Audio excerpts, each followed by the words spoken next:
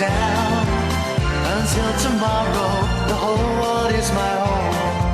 So if you wanna join me for a while, just grab your hat, come travel light, that's old style. Maybe tomorrow I'll wanna settle down. Until tomorrow, I'll just keep moving on.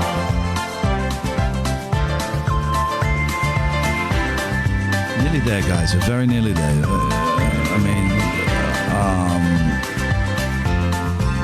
Sorry, very windy. I do apologise. Maybe tomorrow I'll wanna settle down. Until tomorrow, I'll just keep moving on. There's a world that's waiting to unfold, a brand new tale no one has ever told. We've journeyed far, but you know it won't be long. We're almost there, we paid our fare with a hobo song. Maybe tomorrow I'll wanna settle down. Until tomorrow, I'll just keep moving on. So if you wanna join me for a while, just grab your hat, come travel light, that's old style. Maybe tomorrow I'll find what I call home. Until tomorrow, you know I'm free to roll. You are sleeping. You do not want to believe. Oh man, wake up. You do not want Wake to up. believe. You are sleeping. Wake up. You do not want to believe. Wake up. You are sleeping. You do not Wake up. want to believe. You are sleeping. Wake up. You do not want to believe. You Wake are up. sleeping. You do not want to believe. You Wake are up. sleeping. You do not want to believe. You Wake are up. sleeping. You do not want to believe. Yes, I'm awake. We're awake. 0203 286 6370. I find myself in a position of a real dilemma. And the dilemma is this. Welcome to the show, by the way. My name is Ian Lee. This is the only radio show on Twitch. Flash! Ah! He'll save every one of us. It's the beat to Flash. You can't knock it. 0203 286 6370. Why do I have to tell you the number is... That screen's too busy, right? That screen is... I'm looking at the screen. That is a busy, busy screen. Let's make it less busy. Goodbye. You're going down there. You're gone. That's one thing that's gone. Let's get rid of this.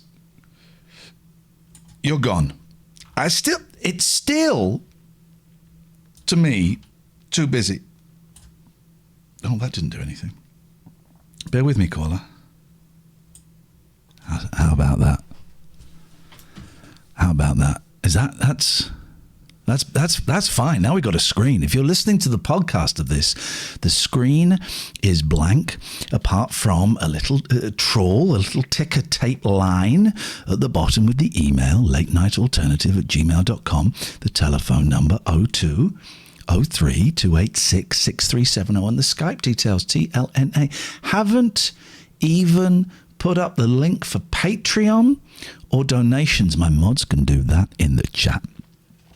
My name is Ian Lee. I used to be on the radio and now I pretend I am. And I find myself in a real dilemma tonight because, you know, I like cats, okay? I've got 5 cats. I had 5 and then Velvet died and now I've got 5 again because I've got Big Boy. So the cats are Mucky and Lucky, sisters, George and Patty, brother and sister, and Big Boy, who was a stray, who now lives with me and he's like a dog. And that he follows me everywhere. He kind of bullies Patty a bit, and it means Patty doesn't sleep on my bed. And Patty used to come and cuddle me on the bed, used to come and sleep in the crook of my arm while I was asleep. She doesn't do that anymore. Okay. Big Boy can be quite annoying. There is a 6th cat that some of you will know about. I see Emsy's in the chat. And my relationship with the 6th cat kicked off just before I started playing Among Us in Emsy's chat. Hello, Emsy. I'd seen this cat before, a big black and white cat that looks a lot like Big Boy. Looks a lot like Big Boy. And he, I called a bigger boy, would come and sit at the back of the the kitchen late at night, about 11:30 at night, and I'd never heard anything. And then Big Boy would communicate in this same low, pained noise. I'd never heard anything like it. By the way, you can call even when I'm talking. I will take your call and shove it up your ass. No, I will take your call and shove it up your ass. I will take your call in the order that they come, and if I miss it, I'll shove it up. I will call you back. 0203 286 6370. And if we spoke earlier on, this counts as a brand new show. That's right, the £6.66 and above patrons are going to get 3 podcasts tonight. 3. They're getting this radio show. They're getting Chapter 2, Part 1 of the Isley Tilsley autobiography, Ivy Tilsley, and they're also getting me doing the ironing, which is better than it sounds. Anyway, so there's this other cat called Bigger Boy, who I'd seen them a few times. I then think it might be a pregnant girl. This is a big cat. Big. So I think Bigger Boy might actually be a pregnant girl. Anyway, the night in question, when I was playing Among Us with Emsy, with Catherine, and with some of Emsy's very, very, very nice supporters, and some that were a little bit uptight, I'll be honest. The story is to be continued. We have a call. Hello, Sloop. Howdy, Mr. Lee. Happy Father's Day. I'm not your father. Oh, really? Luke. Yep. She was lying to me. Listen, Ian. Yes. I've got something I want to ask you about, right? Okay. I saw a film for the first time yesterday. You've never seen a film before yesterday? I saw a film for the first time yesterday, but Wow. the soundtrack blew me away. Yes, right? mate. Have you seen the film Easy Rider? Yeah, the soundtrack's much better than the film. Yeah, well, my other half didn't like the film. She said it's just a lot of driving around, but we had the sound up, you know? Yeah, and it's not a great movie. The soundtrack's awesome. Isn't it like the Birds and is Hendrix on there? I can't remember, but it's Six was 9. It's got a funny song. One of them, some dude singing in a weird voice about a bird or something. But it was just. Could you wait there 1 second, Sloop? I just have to check something in the back garden. Oh. Okay. All right. Okay. I'm back. I'm listening, but I may have something is happening in the back garden that I may have to go and tend to. But I can. Let's talk Easy Rider. Yeah. No, I thought the film was fantastic, isn't it? It's supposed to be that they're sort of outsiders, aren't they? And they're sort of not accepted. Yeah. That's my thought. But I liked it. I thought it was very scenic. But what I want to ask you about, right? Yes, sir. What films have you seen that have got good soundtracks? Because the only ones I've seen was like The Graduate. A Hard Day's Night by the Beatles. Well, yeah, that's obvious. I still got the Let It Be by the Beatles. Oh man, there's going to be a 6-hour Let It Be Get Back documentary. 6 but how good hours. For 6 hours. I mean, what? It can't be that much good footage, surely. Mate, there's like 100 hours of footage was shot. Yes, they can get 6 hours out of it. I'm disappointed. It's not 3 times that. They shot 100 hours of footage. There was a lot, but we've all seen George and Paul arguing, haven't we? That's absolutely... Yeah, but we haven't seen the context of that. Look, I'll play anything you want me to play. If you want me to play, I'll play it. If you don't want me to play, I won't play. I'm not saying that, George. What I'm saying is, but we haven't seen the context of the argument. Let It Be is viewed as being like miserable, and it is a miserable film. It's a hard watch. But apparently, those who have listened to all of the tapes, and I'm referring to Mr. Mark Lewis, and say, actually... It's quite. They were having a laugh. They were in transition, but they were having a laugh. I want those 6 hours. They themselves said it wasn't particularly, if I remember correctly, wasn't particularly it wasn't a fun experience being in that big cold studio. But when George Harrison was interviewed and asked about Within You, Without You, he didn't know what album that song was on. That song was on the album Sgt. Pepper's Lonely Hearts Club Band. He'd written it. He didn't. 20 years later, he didn't remember what album Within You, Without You was on. Those lot don't remember anything about it. Do you remember what you were doing 20, 30, 40 years ago? No, but it's us. It's us. We all remember it. The thing is, we deconstruct the Beatles' life more than they will ever do. If Harrison doesn't remember what songs his albums were on, how are they going to remember the Let It Be sessions? Well, they won't. But you actually, do you know what? I'll give you a theory on something that I've picked up from reading all those Beatles books. Right? Yes. Do you think McCartney was getting a bit too big for his boots towards the end? Because I think they felt he was trying to take over a little bit. Well, you've said two different things. I think that they may have felt that he was trying to take over. Too big for his boots? No, he kept the Beatles going. He was the one that I love McCartney. I cannot have a bad word said against him. He kept the Beatles going when everybody else was bored of it and didn't want to do it anymore, whether it was together or individually. He was the one that wanted to be in the band and keep it going. But because my understanding was Lennon was really unofficially the leader for a long time, and then he kind of down tools and couldn't be asked. He started taking heroin. You know, what are you going to do with someone who's on heroin? Well, you can't do much, can you? No.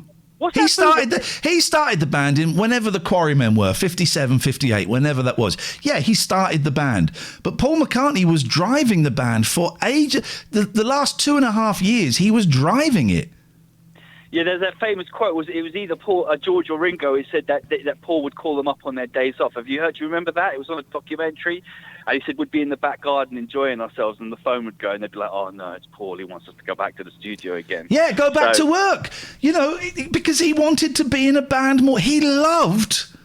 Here's the thing people don't get about McCartney. He loved the Beatles. Everyone thinks that Paul McCartney split up the Beatles. He didn't. He kept the Beatles going for probably another 18 months, 2 years longer than if anybody else had been in charge, they would have gone on for. He loved the Beatles. But they did split up at the right time, I think. I think that's what makes them so brilliant. Possibly. Everyone said they were sad, but it was the right time. Maybe I'm wrong in thinking that. They always split up then, they never split up then. I mean, I tell you what I've been getting into recently as well. I always loved the later stuff. I mean, I loved all the Beatles stuff, but I always loved the later stuff. I've gotten really into the early stuff now.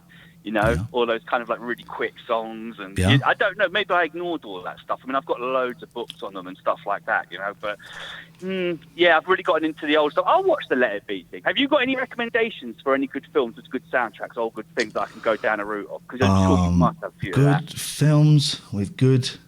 Oh, OK, the greatest soundtrack of all time. Go on.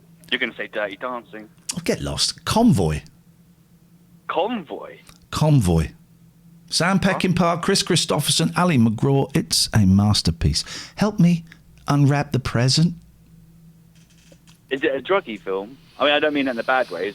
Do you want drugs? No, it's not a druggy film. It's a trucking film, and it's brilliant, and it's the best soundtrack of all time. Right.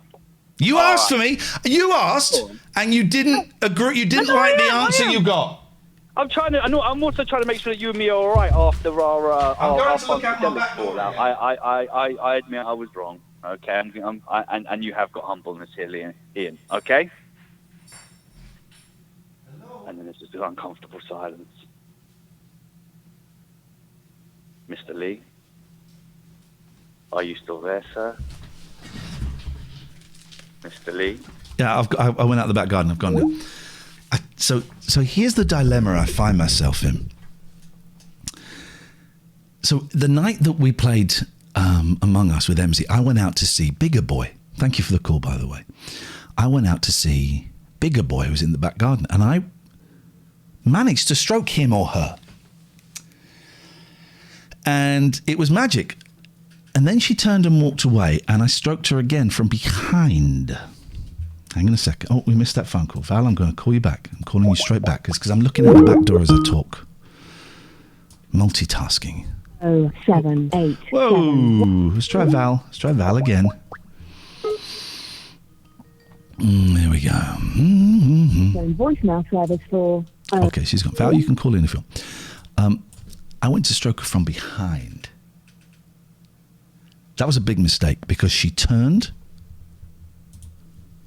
Hello, Val.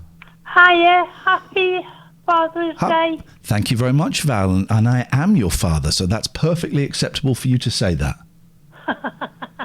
Are you okay? I've had a great day. I've eaten too much food. I've got indigestion. I'm enjoying doing this. There is something happening in my back garden right now as we speak. And I'm looking forward to going to bed and getting up early. I'm going into London town tomorrow for the first time in about 18 months. Good God, what's happening there? There's an anti-lockdown protest, and I'm going along to it. Good on you. No, not. I'm not supporting them. No, I'm not supporting them. It's to see what I want to find out what they're doing there, and I want to find out what's going on for them. Well, I just sort of phone you up and wish you happy Father's Day. Thank you, Val. Have a lovely evening. I just missed a phone call, and I will call them back. Gingerbread Mark is in the chat as we speak right now, and we're going. It is temporarily locked. Please call again later. Okay, fine. That's fair enough. So I stroked Bigger Boy from behind, and she turned and she bit me twice in the hand and clawed me twice in the arm. Okay? And Catherine says, Val, Ian's eldest daughter there. And it really hurt. It really hurt in an unusual way. But I carried on playing Among Us with MC. It was great. But it felt odd, and I washed it and all of that. And then I went to bed about 1:30, 2 in the morning. This was about 11:30 that it happened. And I woke up at 6 and my hand was killing me. I had a dream that I had the AstraZeneca vaccine in my hand, and it was really painful. And I woke up, my hand was killing me, and it was swollen. And at 6, I thought, geez, I gotta go to the hospital. And I went to the hospital, my hand ballooned up, and they basically said, if you'd have come in a day later, you might have lost your hand. And they had to dig open each wound. It numbed my hand and dug open each wound and then cleaned it out and gave me a load of antibiotics. 2 or 3 days later, it was still swollen. It was getting bigger. So they had to do the same thing again. It's horrible. Anyway. Since then, not seen much of Bigger Boy. Bigger Boy is in the garden right now. It's daylight. And he or she is in the garden. Still big, so maybe they're not pregnant. I don't know. But they were sat at the side of the garden about 2 hours ago, just looking. Then they came over to the house going, because George, one of my cats, came running in. And I've just got to go and check. I think he or she is sat right by the back door. Is she still there, George? Hello, darling. Hello. Are you hungry? Are you hungry? Hello, darling. Are you hungry? Would you like something to eat? Shall I give you some biscuits? I'm not gonna go close, but I am gonna give them some biscuits. Because I want to give them some, I'm not gonna touch it, but I'm gonna give it some biscuits.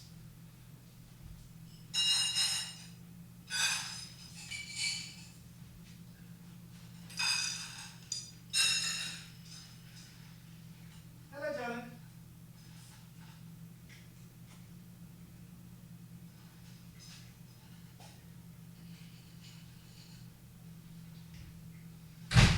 Oh, well, this is great radio.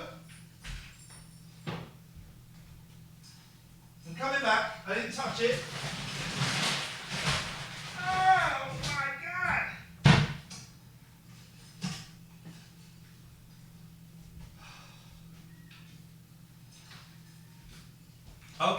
Okay. So I put some biscuits down. She doesn't know. I'm not going to die, MZ. I don't want to die. I put some biscuits down, and we'll see what happens. I'm out of breath just from getting some biscuits out of there. Imagine that, Pete. I'm out of breath just getting some biscuits out of a cupboard. Happy Father's Day, Daddy Lee. Hey, this is my middle son. This is Pete. Listen, it's very nice, people phoning up and saying nice things. I like it. But it's odd, isn't it, to say I would not consider saying Happy Father's Day to someone who isn't my father.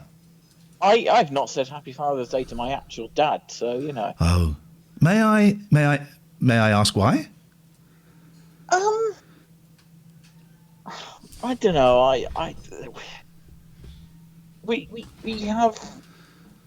We have a strained relate. I mean, in theory, we're fine.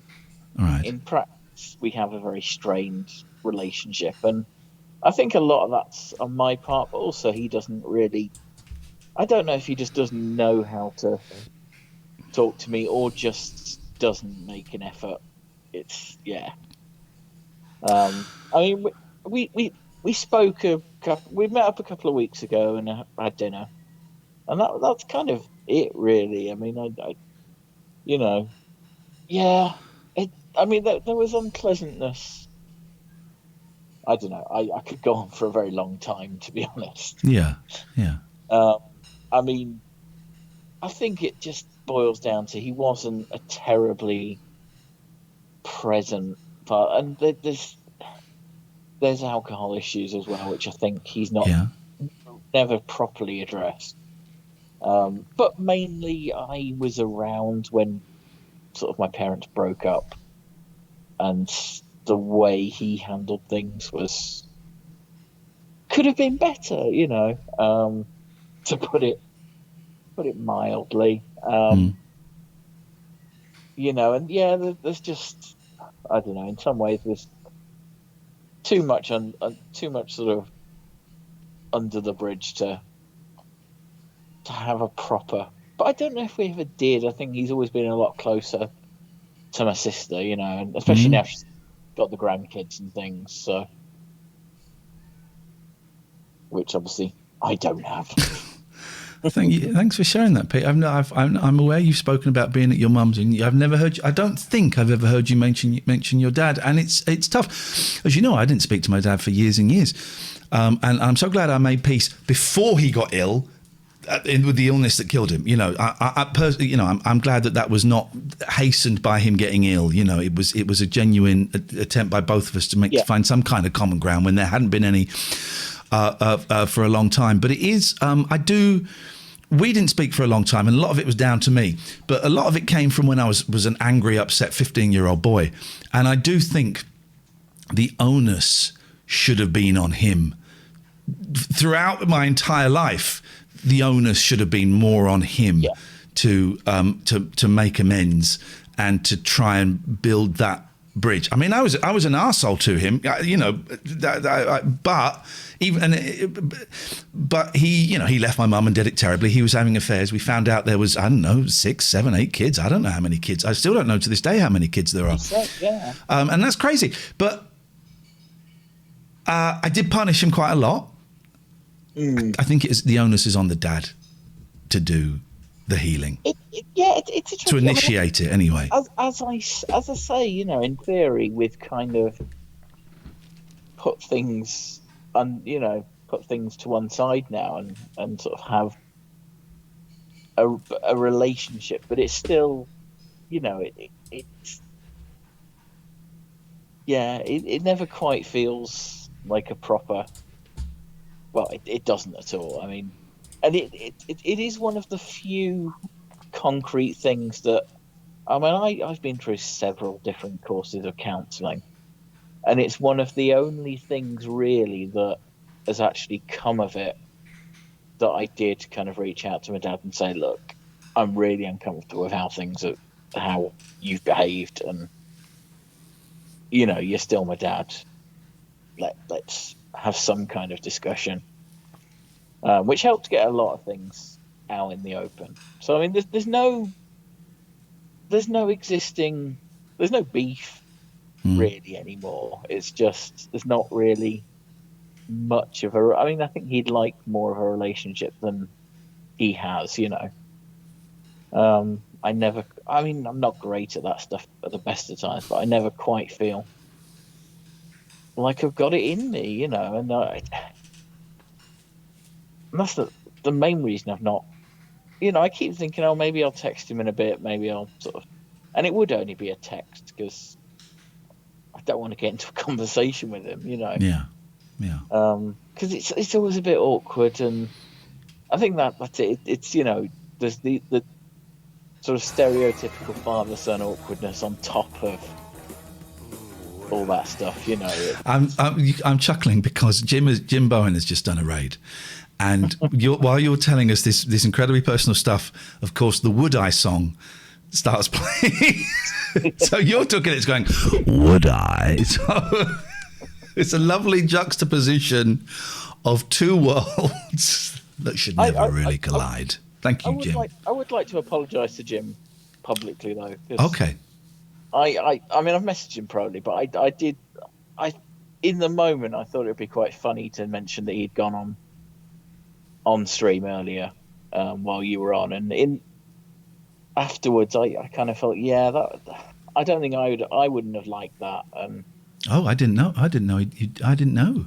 You were ironing at the time. Oh, I was ironing. Who do you think? Who wouldn't have liked it? Him or me? I don't think he would have liked it. I think, Okay. I don't know. I'm not gonna. I just felt bad about having done it afterwards. Okay. Even though you obviously didn't see it, but I didn't know, and I don't care.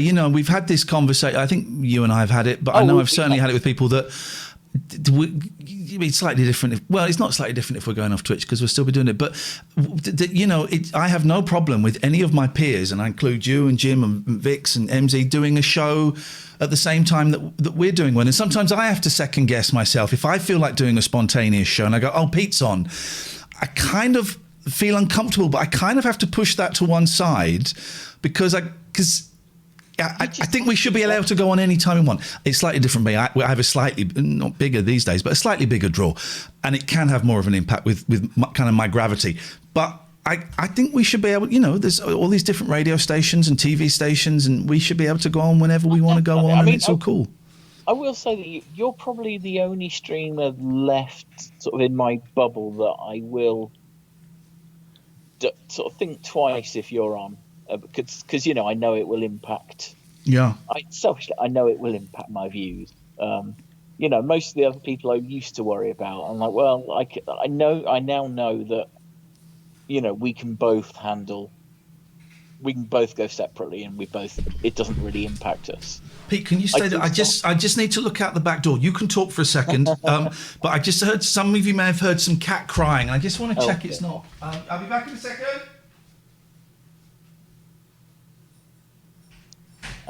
So if you go to twitch.tv/Jim Bowen, that's JIMBOWYN. It's not the one from Bullseye. He plays marbles on stream sometimes. I don't understand marbles on stream. I'm sorry. I know MC plays this, but I'm back. I'm back. I think some of you with the eagle ears, if you're listening on DAB, you'll have heard a cat crying, and I think it was Bigger Boy. Bugger enough, didn't eat the food. Really? What do you think is listen. Can you hear that? Hang on. I heard something. Yeah. I just want to check it's not Pat's in trouble. Where is he or she? Patty! I just see it as a random number generator, Clara. It's a random number generator with sort of middling graphics attached to it. I don't get it. It's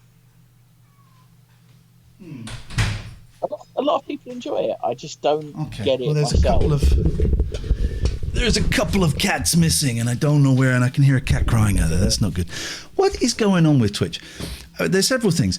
One is our numbers are down massively, right? And when we were in the thousands, me and Catherine never believed it. We never believed the thousands. That was. Hang on. God, this is awful.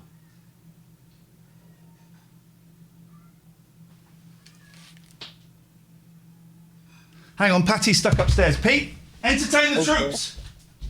I will. So marbles. It's a weird thing, and some people are better at making it an entertainment thing than others. Like I have seen trying to do marbles on stream, run it, and it's just been dreadful. I mean, I will say, the likes of Jim and MZ, and they're really good at like making it seem like something that isn't just random. It's the Noel Edmonds on Deal or No Deal thing. It's making it seem like there's some kind of plan. And some streamers are really good at that. Patty was locked in I don't know what you were saying, you dirty boy. Patty was locked in the boys' bedroom. That's what that was. I was just talking about anal. I was saying a lot of people like it. I don't really get it. Talking about what? Marbles. Sorry, marbles. Did you say anal? I did, but I was. God. That's a terrible, terrible human being. Someone's left a voice message. 710. Okie dokie. Whoa. 1. To save it, press 2. To delete, press 3. I don't know how Or to for more access these information messages. about delivery of text messages to landlines, press 4. Oh, it's a text message to us. Okay, well, that's great. So what is going on with Twitch? So basically, Bigger Boy is out there and I don't know what's going on. What is going on with Twitch? Because it's a strange old place at the moment, right? As you know, from July the 1st, we will be moving to a combination of Twitch and YouTube. Hello, Jimbo. Hello. Hello, mate. You all right? Yeah, I'm good. What you got for us? Well, I just thought I'd ring in and I know you were talking to Pete about the streaming at the same time and all of that. And oh yeah, go on. What are your thoughts on it? Because can we get a shout out for Jimbo's channel in the chat, please? I've already done it. Good. So you know me, never short of a self promotion. I did an R about going live, and Jenna will probably tell you in the chat. I was like, I can't believe TLNA have gone live in my usual slot. I mean, how entitled is that? But okay, so did you feel? And listen, there is no judgment here whatsoever. I'm going into counsellor mode now. This is unconditional positive regard, a little bit of UPR. How did you feel when I went live? Well, initially it was a little bit of despair because it was like, okay, that's most of the people who come to my stream are going to be in there. I get and totally the thing about a much bigger draw. I get 17, 18, 20 people sometimes, and most of them are in the chat now watching you. But then I've got over myself and said, if they want to come and play marbles, because I do marbles every Sunday evening for Linny 72 because she can't tune in on a Saturday because she's doing her dance lessons. So this is the one stream I guarantee to do every week. I've got to do it. I'm just going to go live. So I just went live. And there was loads of people there. So. Well, I was going to say, what was the difference in numbers from this week and last week? None. I had 18, same as last week. And, I suppose it is slightly easier for me in as much as, we have been going for a while. We have a little bit of whatever, and we are going to get people. So, if you were going to go, if you went live against us, I would not be going, oh, shit, we're going to lose some viewers. But I'm trying to think of any peers. If Emsy went live, Emsy would steal all your viewers. Sorry. Well, she would, but I wouldn't be going, oh goddamn Emsy, she's a piece of trash. Or if Random British Dude or anybody else that I kind of consider a peer suddenly did a spontaneous live stream, I wouldn't. At this stage in my life, I wouldn't care. And it's partly because I'm in a weird place with Twitch anyway. Part of me just wants to sack it off. Emsy is a piece of cute trash. You know it, girlfriend. But also I do think it's that thing of these are all our own little windows where we look out into the world, and the world can walk past down the street and they can look into us. And I was never annoyed if I was on the radio the same time as a friend or a peer. It just, I think we all kind of find our natural audiences. So I'm sorry that you felt angry or entitled or whatever it was. No, you don't need to apologise because that's you've taught us. That's me. That's my feelings, and it was fear. That was what I was feeling, was fear. I'm going to go live and no one will turn up. And the funny thing is, I haven't had that since when I first did a couple of streams last year off my PlayStation, and ever since I've had a face cam, people have turned up. I've never had nobody. So, and that's what I was frightened of. But that's me. That's not you. What do you think is going on with Twitch? Because I was saying a minute ago, our numbers are down massively, right? And when it was in the thousands, I never believed it. We were told very early on that the Twitch algorithm kind of lies. And if you are on the front page, that can count as views sometimes. You know why? Because that's what they're selling adverts on. Yeah. And so, but our figures are down from. We're not even getting in 600, 700, 800. We're getting 200, 300, 400, which is great. But it's a huge difference. The Euros are on. Oh, there could be a bit of that. I think it's been going on longer than that. But yes, that could certainly be playing into it now. So there's that. There's also opening up. I was going to say, we're going back to a new kind of. Hang on a second. I believe I have documentary audio footage of new normal. We're going to a new normal, and it's so you're right. People are going to be out more, so I think daytime streams are going to struggle a little bit. And people are back in the office, and it's not. Yeah. I've found that. I mean, this is how much of a weird headspace you can be in. I was sat in the office, and you went live, and it was one of the first times I've been in back in the office, and I just instinctively put it on full blast on my phone. Sat in the middle of the office with everybody. How bizarre, thinking I was just sat at home and I can do what I like and just have it blaring out my phone. And there's also the whole Amaranth situation.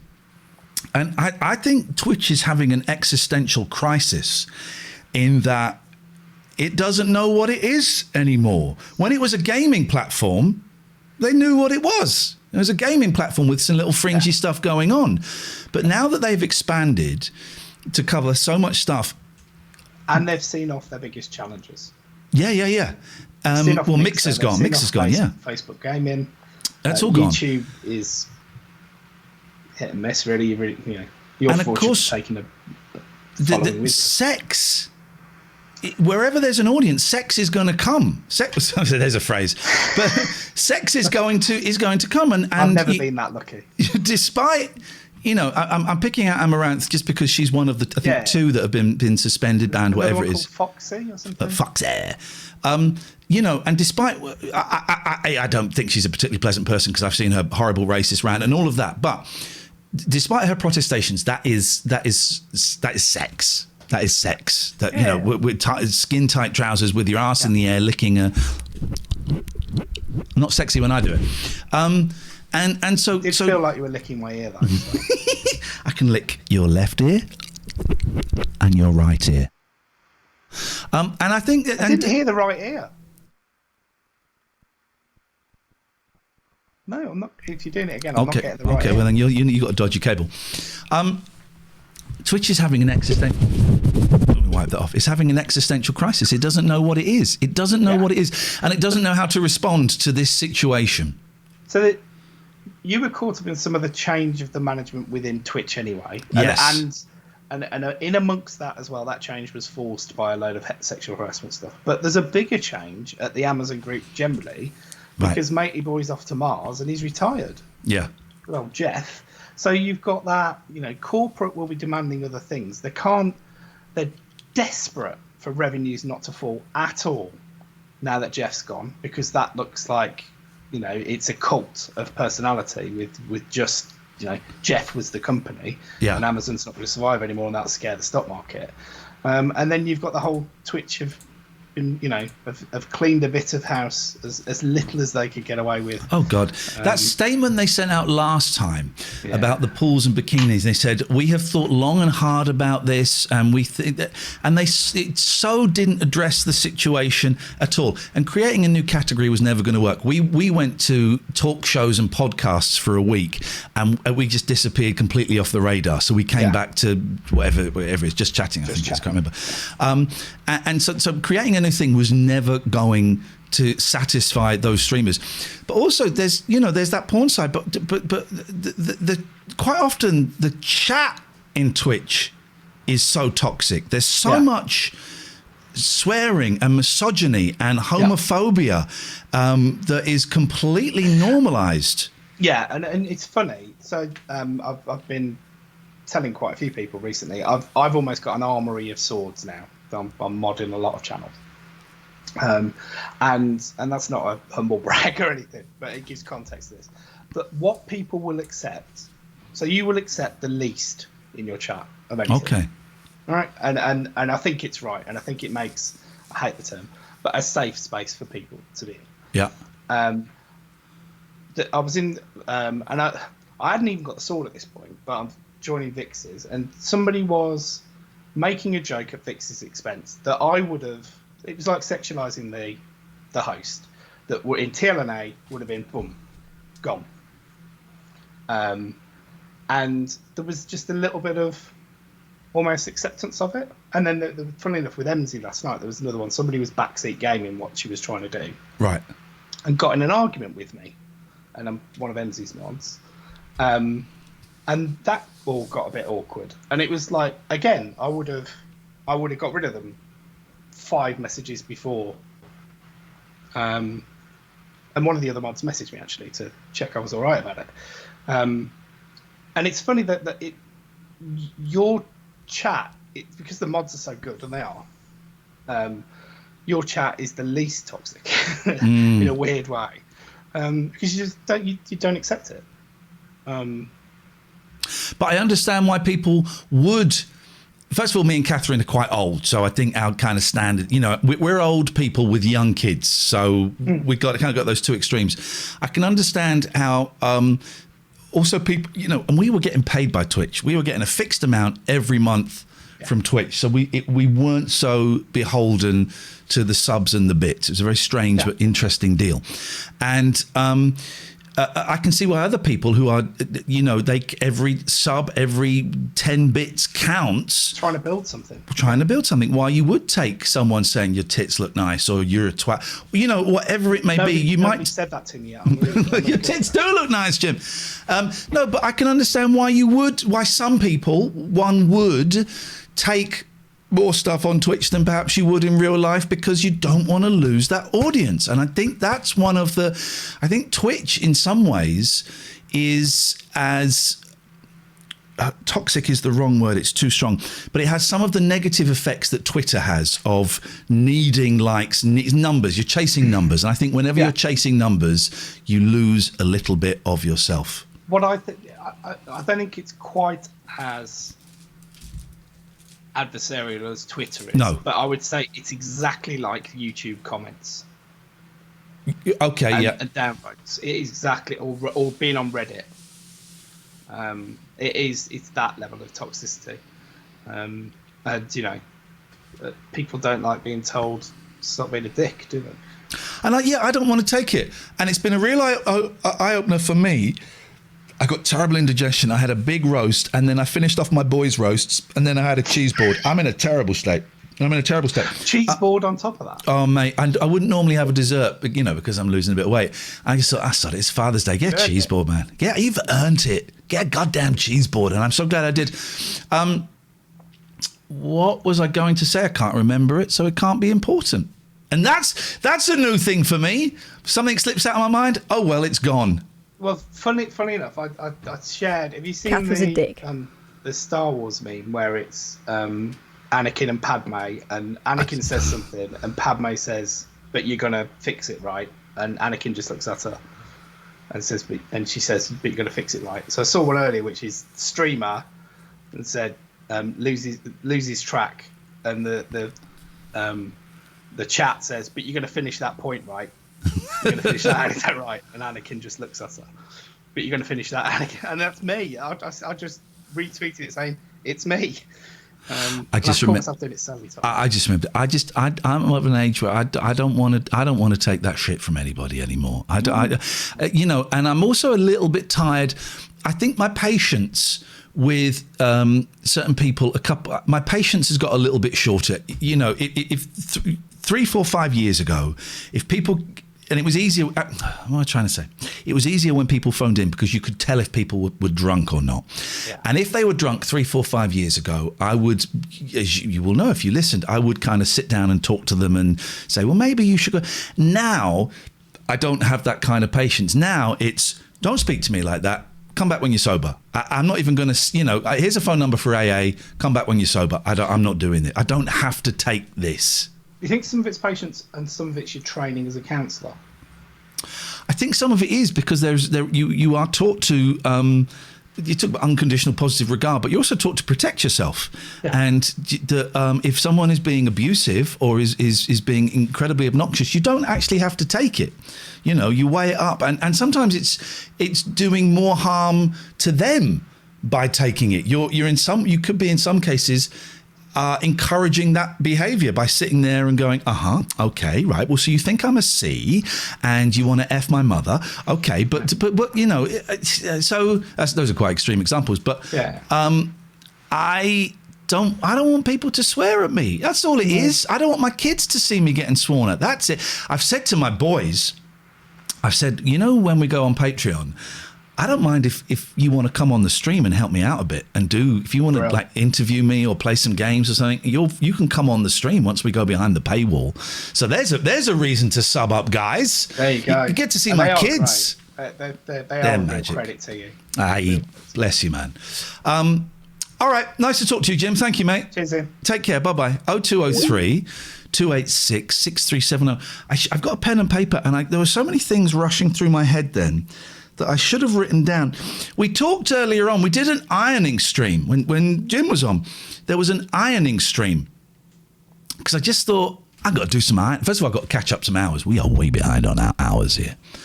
And I thought, I've got to do some hours and I'm going to do some ironing. I know, why don't we do a stream? And I won't even be able to see the chat. If you missed it, if you want to hear the podcast, become a £6.66 or above patron because it's going to go up on there tonight after this. And we were talking about living as opposed to existing. And I was really been thinking, I had such a lovely weekend with my boys. After being a little bit nervous about it and kind of dreading it a little bit, just because I'm tired and I'm grumpy and I'm old. And I thought, I'm going to write down when I've lived over the past 48 hours as opposed to existed. And actually, do you know what? I had quite a lot. I've got to turn the light on. When I do these radio shows, I have the curtains drawn. Pete says, so many years of you hiding your kids from our eyes. Give it a couple of months and we'll be going, oh no, not these guys again. Listen, my boys are going to take over the stream. And when they do, I will be down and out in the city. People pass you by. Now you know who your friends really are. Life is growing colder, you feel older. The life you've led has cut you down to size. You thought you played it pretty cool, but now at last you're forced to realise you've been a fool. Down and out in the city.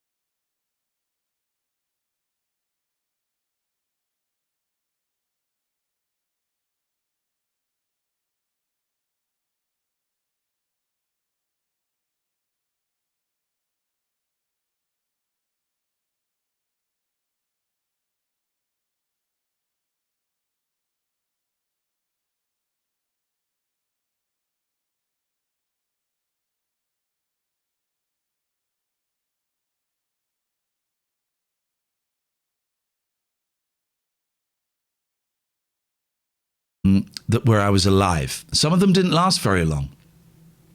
So Friday night was not doing the show. We didn't do the show. Watching the football, having a Chinese, and with my kids and Catherine. I hate football. I hate football. Right? But my boys, for the first time, said, "Can we watch the football tonight?" And I went, "Of course you can." England v Scotland. And my youngest wanted Scotland to win.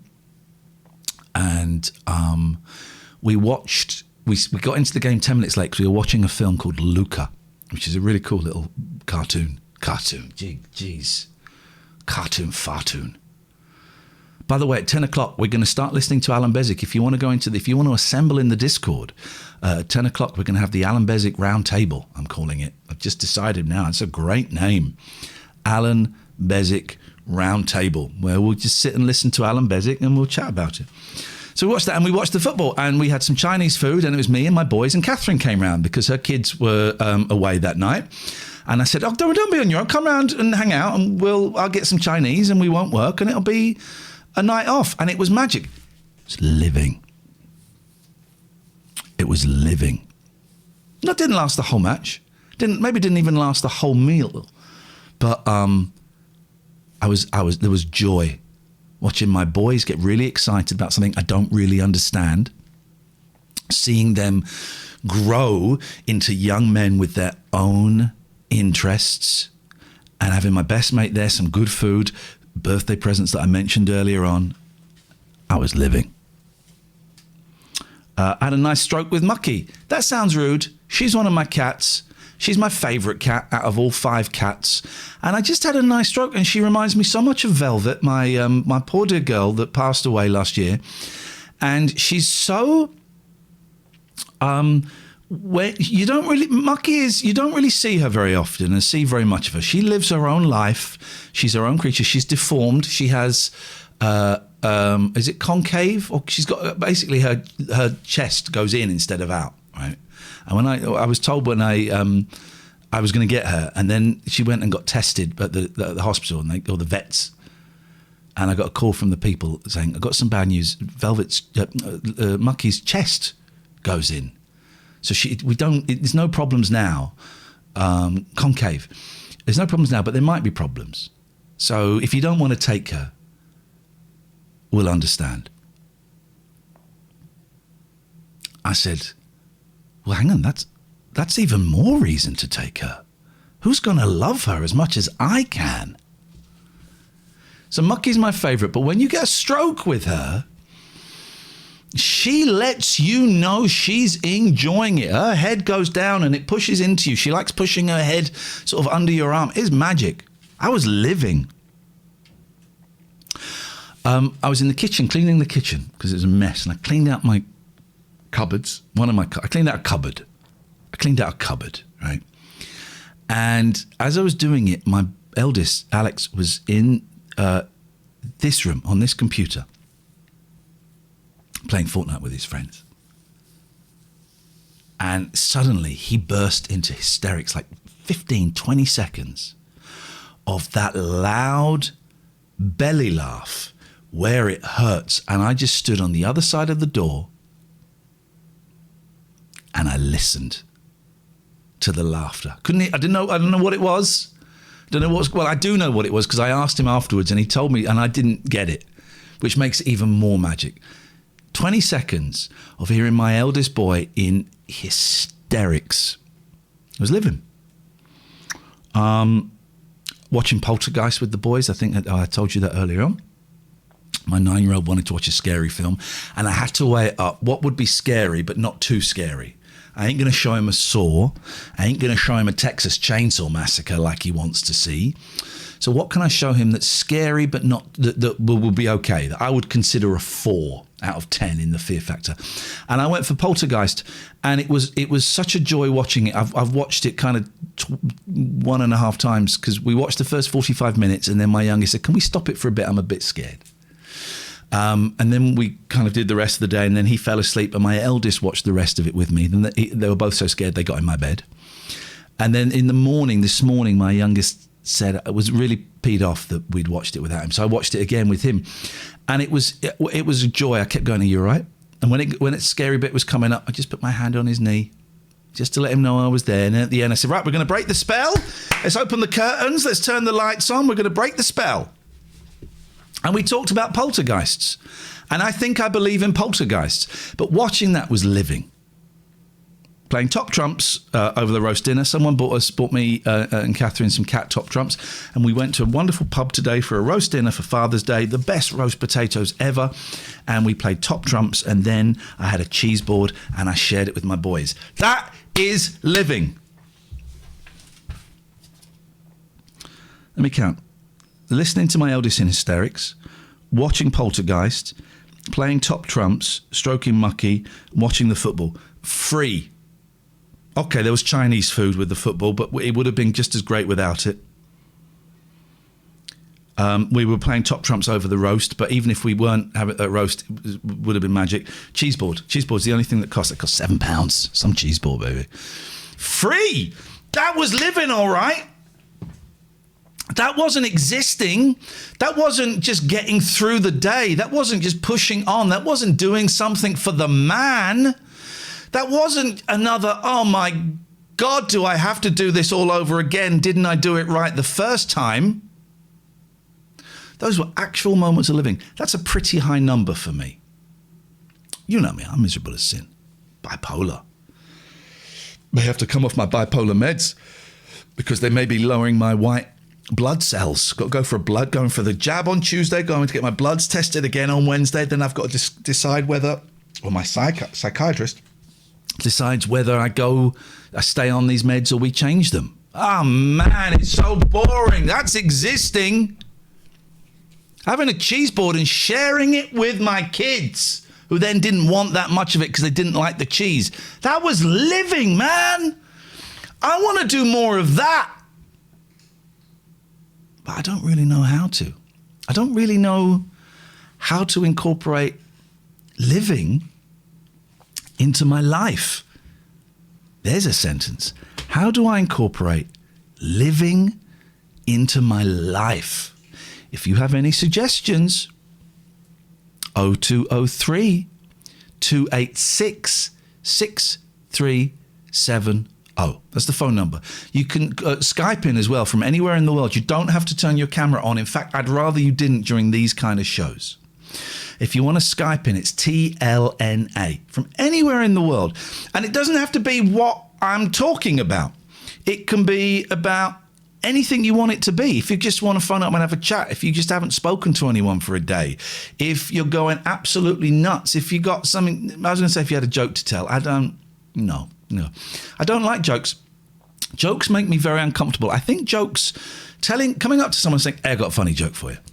I think it's a form of bullying to be, I came up with a great theory about the Beatles. Do you want to hear my theory about the Beatles? And then it applies to COVID, right? I think the Beatles, the experience of being the Beatles, right? Here we go. I put up the Beatles, the Beatles sign. What do they call the Batman sign, Dave? Bat signal. The bat signal. I've put up the beat signal. The fab signal. The fab signal has arrived, has been put up, and Fabman has come along. Hey, Dave, how you doing? I'm doing great, yeah. When was the last time you lived? Friday. Go on. I went to see my friend I haven't seen since before lockdown. Beautiful. We sat in a pub, had a nice lunch, talked a lot of rubbish. Then we went a bit of crate digging in a shop about a few doors away because it was raining like hell on Friday. And then we just went back to the pub and talked some more. And it was, living. That's what it's about, really. Living. That's a good one, man. That's a good one. I want to do more of it. I'm tired. I guess I'm heading for an up in my bipolar, so it makes it a whole lot easier than when I'm in a downward. So I'm going to grab onto it and ride it. But I've been worrying so much about Patreon, so much about Twitch, so much about numbers. All my working life, a lot of my working life has been about numbers. Are the numbers high enough? The last 16 years working in radio, definitely. It was a little bit during the 11 o'clock show 22 years ago, but it was kind of. Actually, there was. I remember when we dropped to 700,000 once. It was a disaster. But certainly the last 16 years, being on radio, it's all been about chasing numbers. And I'm doing it now. I'm chasing numbers. And grinding this Patreon and grinding Twitch and worrying about the numbers here and stuff. And man, that just kills your soul.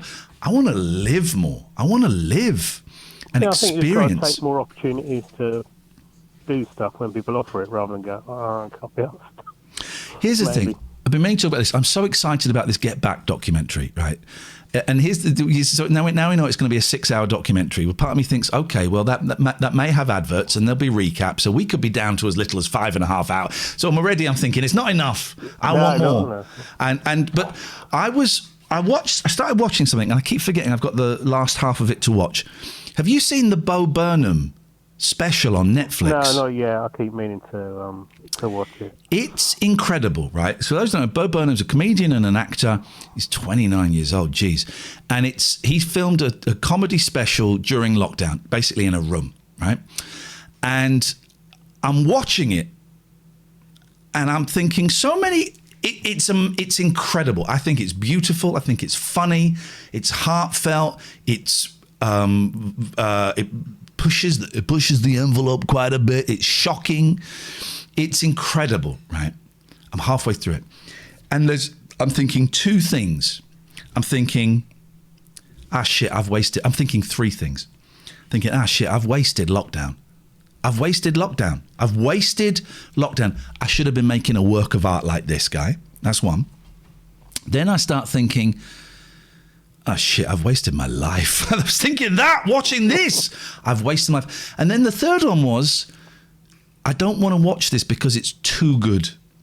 Does that make sense to you? That was the weird one. I thought, I actually don't want to watch this because it's too good. And I'm jealous. That's part of it. I'm sad because it will be over in an hour and 20 minutes and I don't want it to be over. I can't put it... I didn't want to watch it because it was too good. I often think the musicians must think that sometimes when they see someone do something really good and go, well, I always think that about musical instruments, learning to play them. If you see someone play it really well, you just go, what am I bothering? I'm never going to get that. So, yeah. But you still do because you find something in it. But I guess if you don't if you don't find something enjoyable in doing what you're doing, then you've got to find something else, but that's not as easy as said and done. It's not as easy. Anyway, David, the Beatles. Your Beatles theory. My theory is that being a Beatle, for particularly between 62 and 70, right? That 8 years, particularly between 62 and 66 when they were touring, I think it must have been like trauma. I think when they, towards the end or when they came out, they had PTSD. Yeah. Because it's trauma. That famous quote of George's, they gave their money and their strings and we gave our nervous system. Yeah, exactly. And I've often heard Mickey Dolenz talk about what it was like to be a monkey. And he said, only 4 of us know what it was like. And we were in the eye of a hurricane. And, you multiply that by a million, which is what, the Beatles, only 4 of them know what that was like. And then you got Mal Evans and you got Brian, you got other people that were kind of on the fringes. Only 4 of them knows what it was like to walk out on stage for that first time that they couldn't hear themselves play, and it must have been. I make up that it was traumatic. And you look at how they came out. Ringo became a boozer. George kind of disappeared behind this massive 20-foot wall in his mansion and, kind of dove into religion. Lennon kept flirting on and off with the avant-garde and with heroin. And Paul sort of may have had a little bit of a nervous breakdown and then decided to start from scratch, was too scared to go out as Paul McCartney. had to be in another band. I know he did the McCartney album, but had to be in another band. I think he just loves being in bands. I think he does. I was just saying earlier on, he loved being in the Beatles, but he had to be in another band. But it could have been the Paul McCartney band, but he tried to make it equal by giving, Denny Lane, who I think is great, but some other songwriters who weren't as great, giving them songs on albums we didn't need to. It must have been traumatic. I'll have to ask you to step outside. So, say that again. No, I'm talking about Wings specifically. I'm talking about Wings specifically. But Elvis is a bit overrated. But I think they must have suffered great trauma. And they, Lennon never had... Because I was listening to a Lennon interview from 1974 or something when Mind Games came out. And he talks about the Beatles in such a detached... It's a really weird way of talking about a group that you were in 4 or 5 years ago.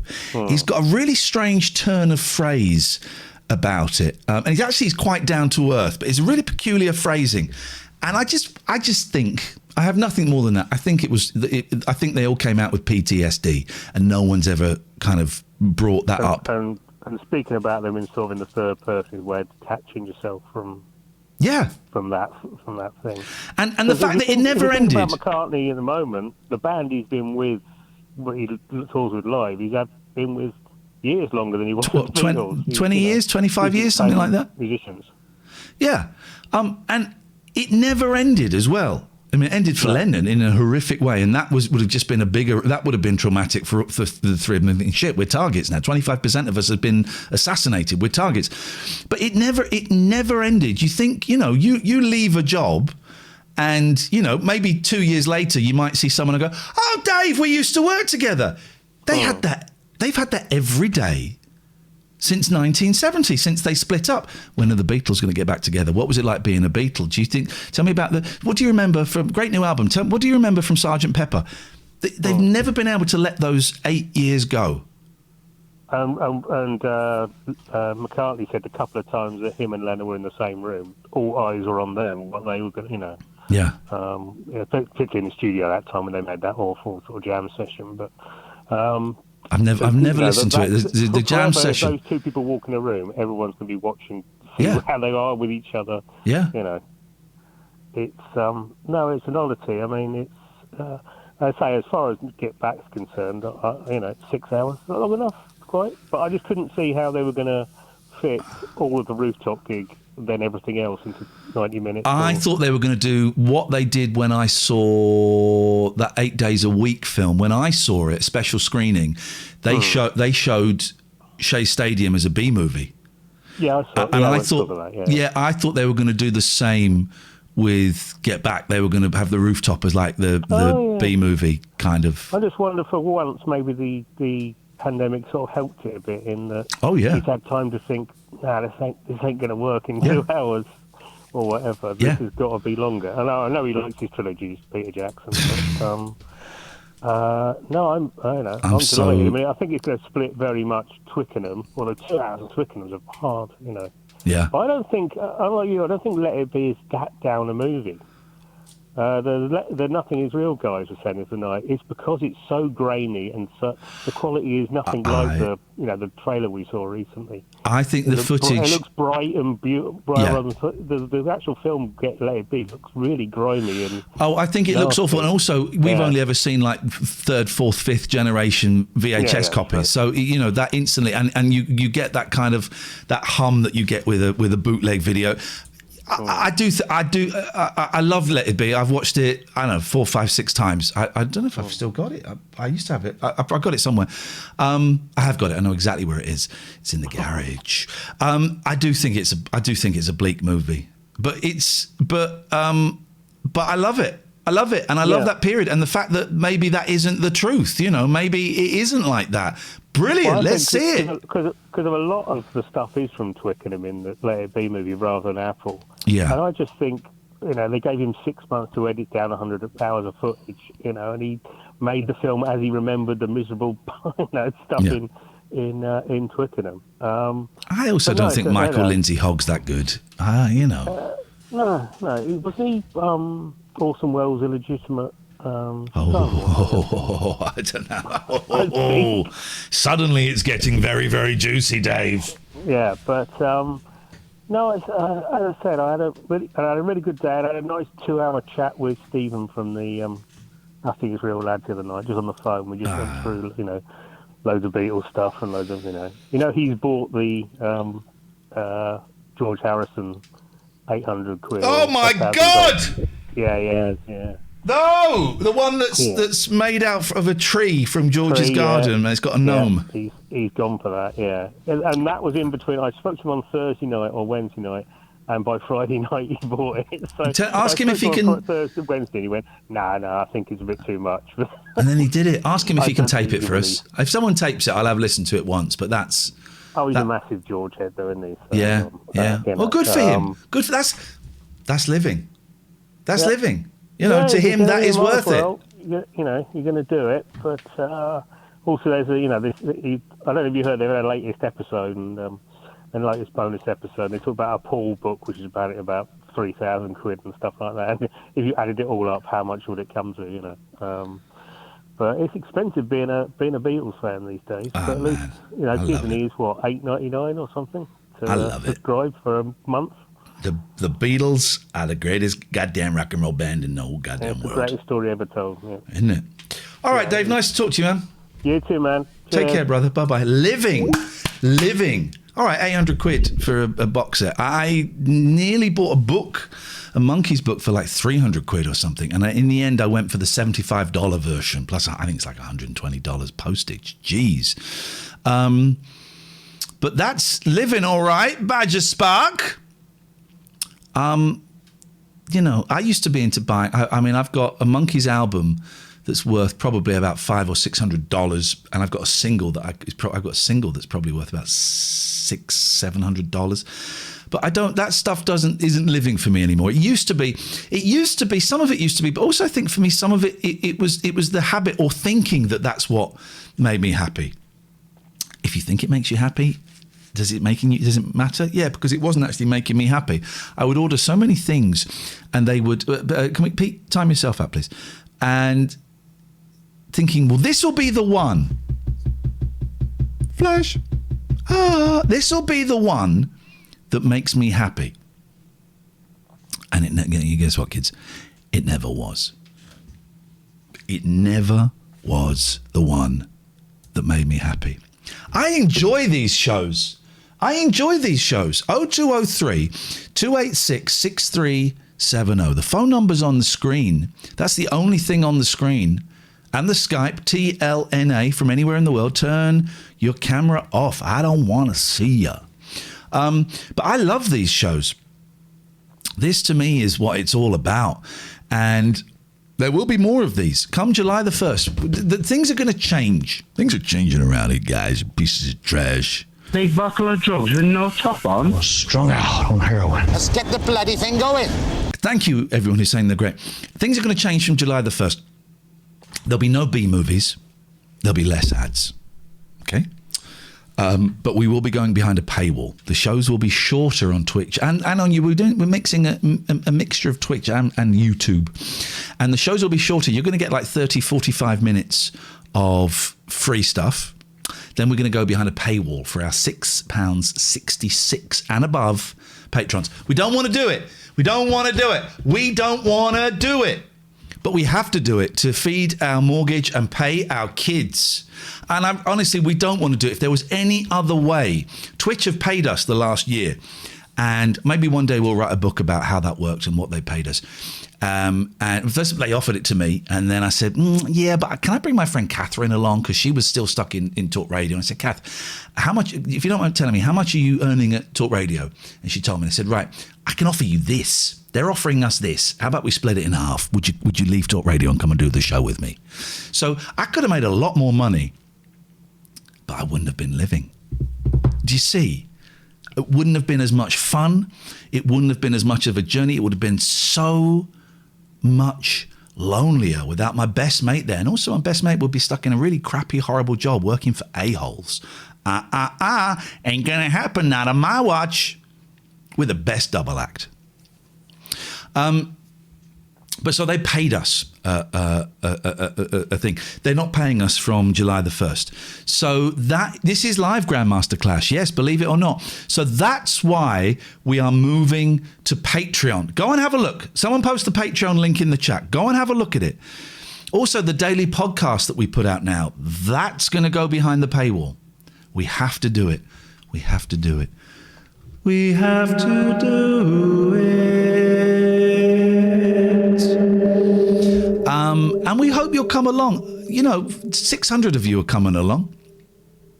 We're going to have a laugh. But so the shows are going to change. We will be doing the radio show. I will be doing this show, but I guess it will be behind the paywall. I'm going to do some retro gaming. It won't be as interactive as Twitch. On YouTube, yes, it will. Yes, it will. I don't see why not.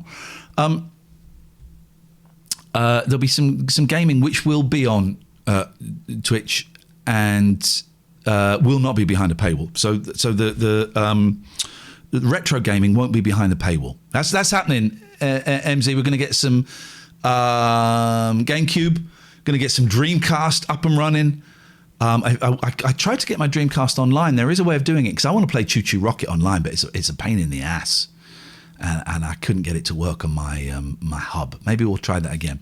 Some GameCube, some Dreamcast, some N64, some Sega Saturn, some Genesis. I believe you call Mega Drive over there the Genesis. Excuse me. Hogs of War. So it's going to be good. And that won't be behind the paywall. And we'll be doing late night alternative. We'll be doing watch-alongs. And if you're a £20 or above Patreon, we'll play some C64. If you're a £20 or above Patreon, you will be first dibs on the invites to come and play some games with us. Badger Spark, sign up whenever you want to sign up. There's already about 3 months worth of stuff up there now if you sign up now. It is set up as the day you sign up, you pay your first fee, and then you get paid on the first day of the next month. So however it works for you. But if you sign up now, there is loads of stuff in there. If you want to sub to us on Twitch, we're still accepting your subs. If you can hold off. As MZ says, they already do much great content. She's right. They already do much great content. If you want to sub to the Twitch, I suggest July the 1st because of a quirk of our contract. If you sub to Twitch now, we don't get a penny. If you do it on July the 1st, we get half of that. So that would be my suggestion for that. What is this song? Hang on.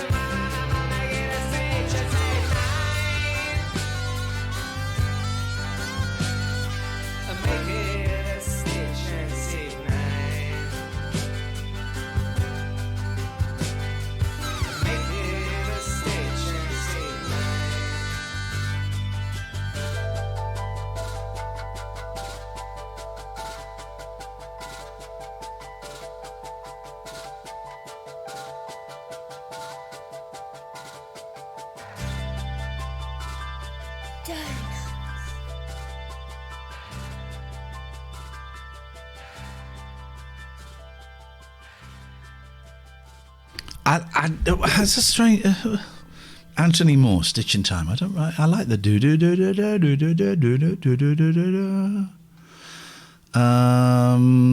Daddy Dino says, quick question. If we sub on here, Twitch, I'm waiting till July the 1st to renew.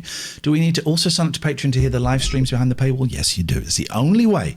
The only way to get the full show is the £6.66 and above Patreon levels, I'm afraid. We don't want to do it. And some people are going, I hate you for doing it. I don't want to do it. We don't want to do it, but we got to do it. We got to go back to the island. I got such bad indigestion. Where have you been? If you've just tuned in, where have you been? I've been on, I was on since like 5:30, right? Did I start at 5:30? That's 4 hours. It says, doesn't say 4 hours on the thing because I stopped, I took a break. But I've been on, was it 5:30 or was it 6? It doesn't matter. It doesn't matter. Suffice to say, I've been on for about 4 hours. Where have you been? Been to London to visit the Queen. I saw Peter Rabbit 2 the other day. I actually enjoyed it more than I was expecting. I don't like Peter Rabbit. I don't like James Corden.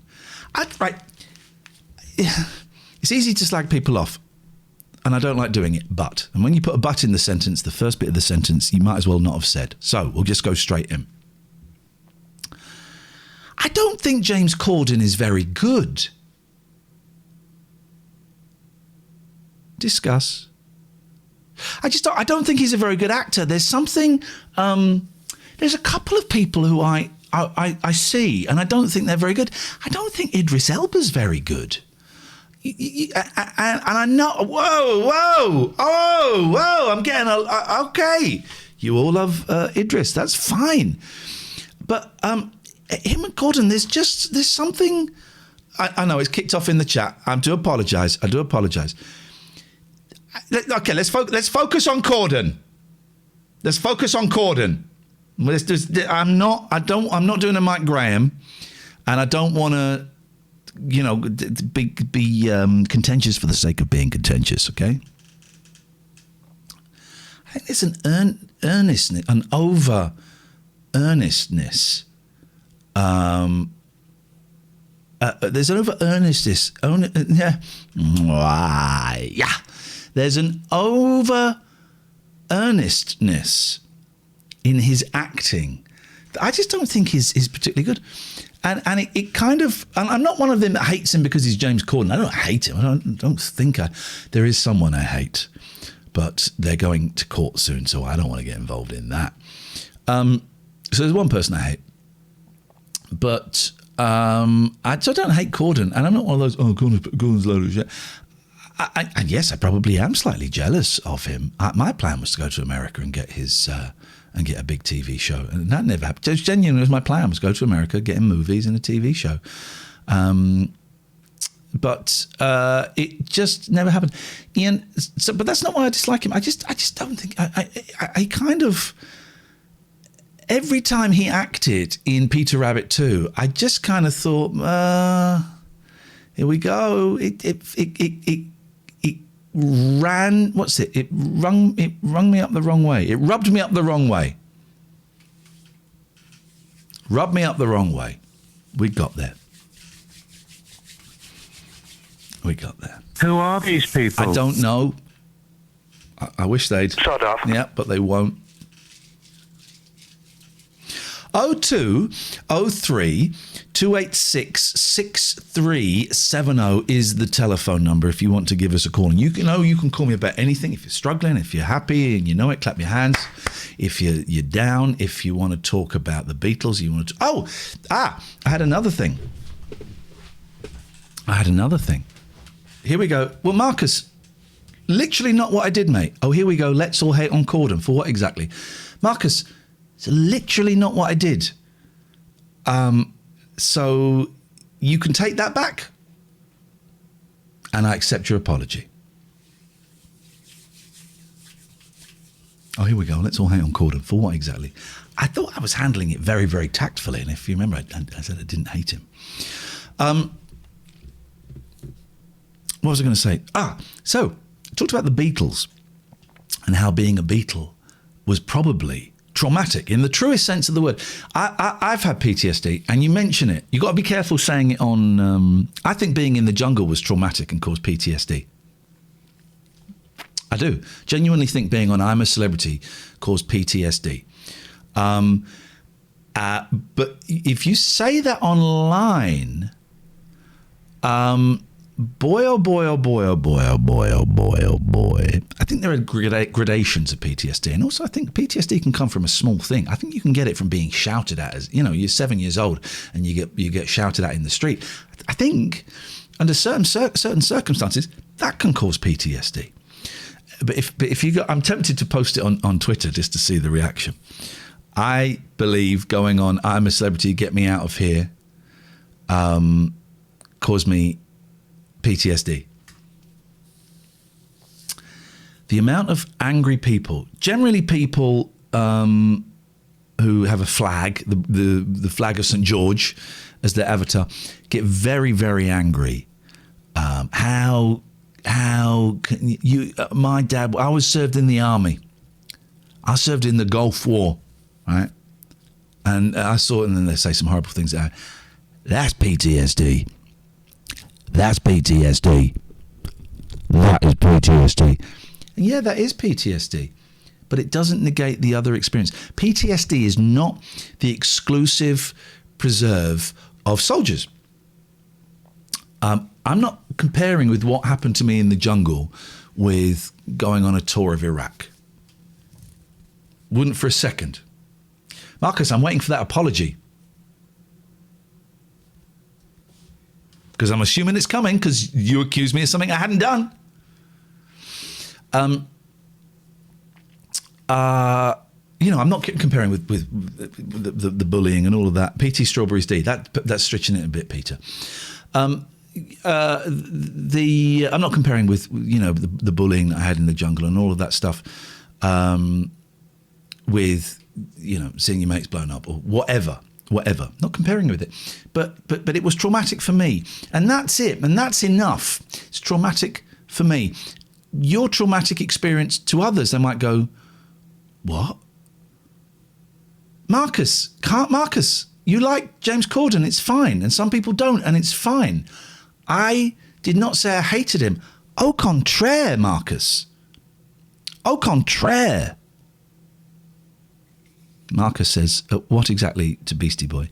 He co-wrote and starred in one of the best sitcoms ever. What have you done? So it's all kicking off in the chat. Let's go to the lines, shall we? Hello, Pete. Not Pete, it's Alistair. Sorry, I read the word Pete.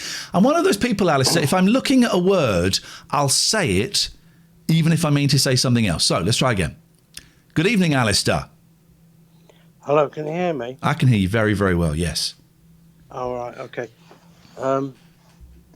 Yeah, really enjoyed the calls tonight on your show. We've had some good ones, haven't we? Some very interesting stuff there, and about what Twitch are up to and everything. So I hope this isn't going to bring a downer to everybody. No such thing as a downer, Alistair. It's all conversation. Okay. So I just wanted to update you on where I am with counselling, and I'm actually probably not going to do it, the EMDR stuff. Okay, so can I just say, Jimbo has mentioned EMDR in the chat, and someone said, Jimbo, what is EMDR? Wixter has replied, electronic music dance rave. So it's not that. Yeah, I'll have some of that. It's not that. Don't think that Alistair is constantly having electronic music dance rave. You've decided to get a Guinness. May I ask why? Well, don't know if you remember, I rang in to say I'd had a call from a friend who was very dubious about it, and I had a strong reaction after the call about that. And then it was the next session was due to happen last Wednesday, and I kind of got up and I thought, nah, I'm not up for it today. So I cancelled. And then I've thought about it over the weekend, and it's going the way, if I'm honest, that of all the other counselling stuff I've attempted, that I get a few sessions in, and then I get cold feet. Now what I think that is, in my case, is, I suppose, fear, really. Fear of revisiting, like you were talking about, PTSD stuff. I mean, fear of going back to that stuff. Not the stuff that I remember consciously, but maybe other stuff that's in my subconscious, if you know what I mean. Mm. So you're afraid of looking at that stuff again? Yeah, and I think, well, and then I start to sort of say to myself things like, well, you know, at the end of the day, I'm still here, I've survived it. Yes, my life could have been different, but it is what it is, and you know, things could be much worse. But I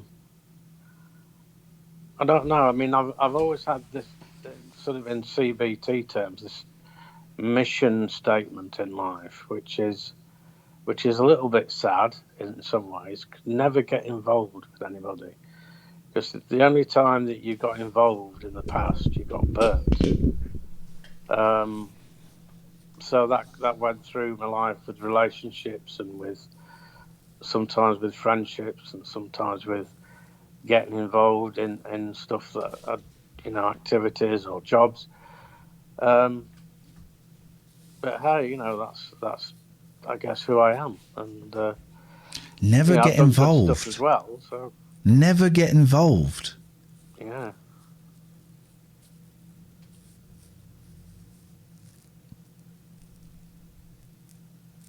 That I hear that, and I feel a real sadness hearing that. Yeah, well, that's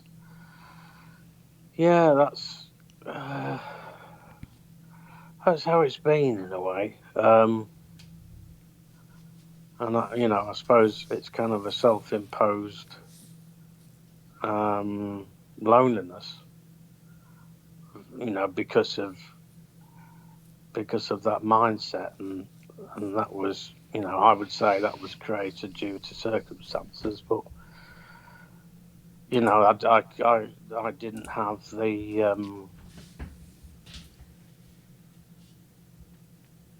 I didn't have the balls to challenge it in myself and do different things. It's interesting you say you didn't have the balls. Why do you think it's about having balls?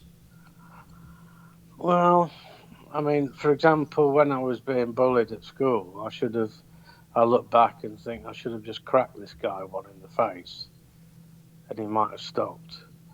I look back at whether I should have tried to instigate a relationship with certain women, and I didn't, because I thought there's no point, because, you know, they'll reject me anyway, so I won't get to the point where I can be rejected and feel hurt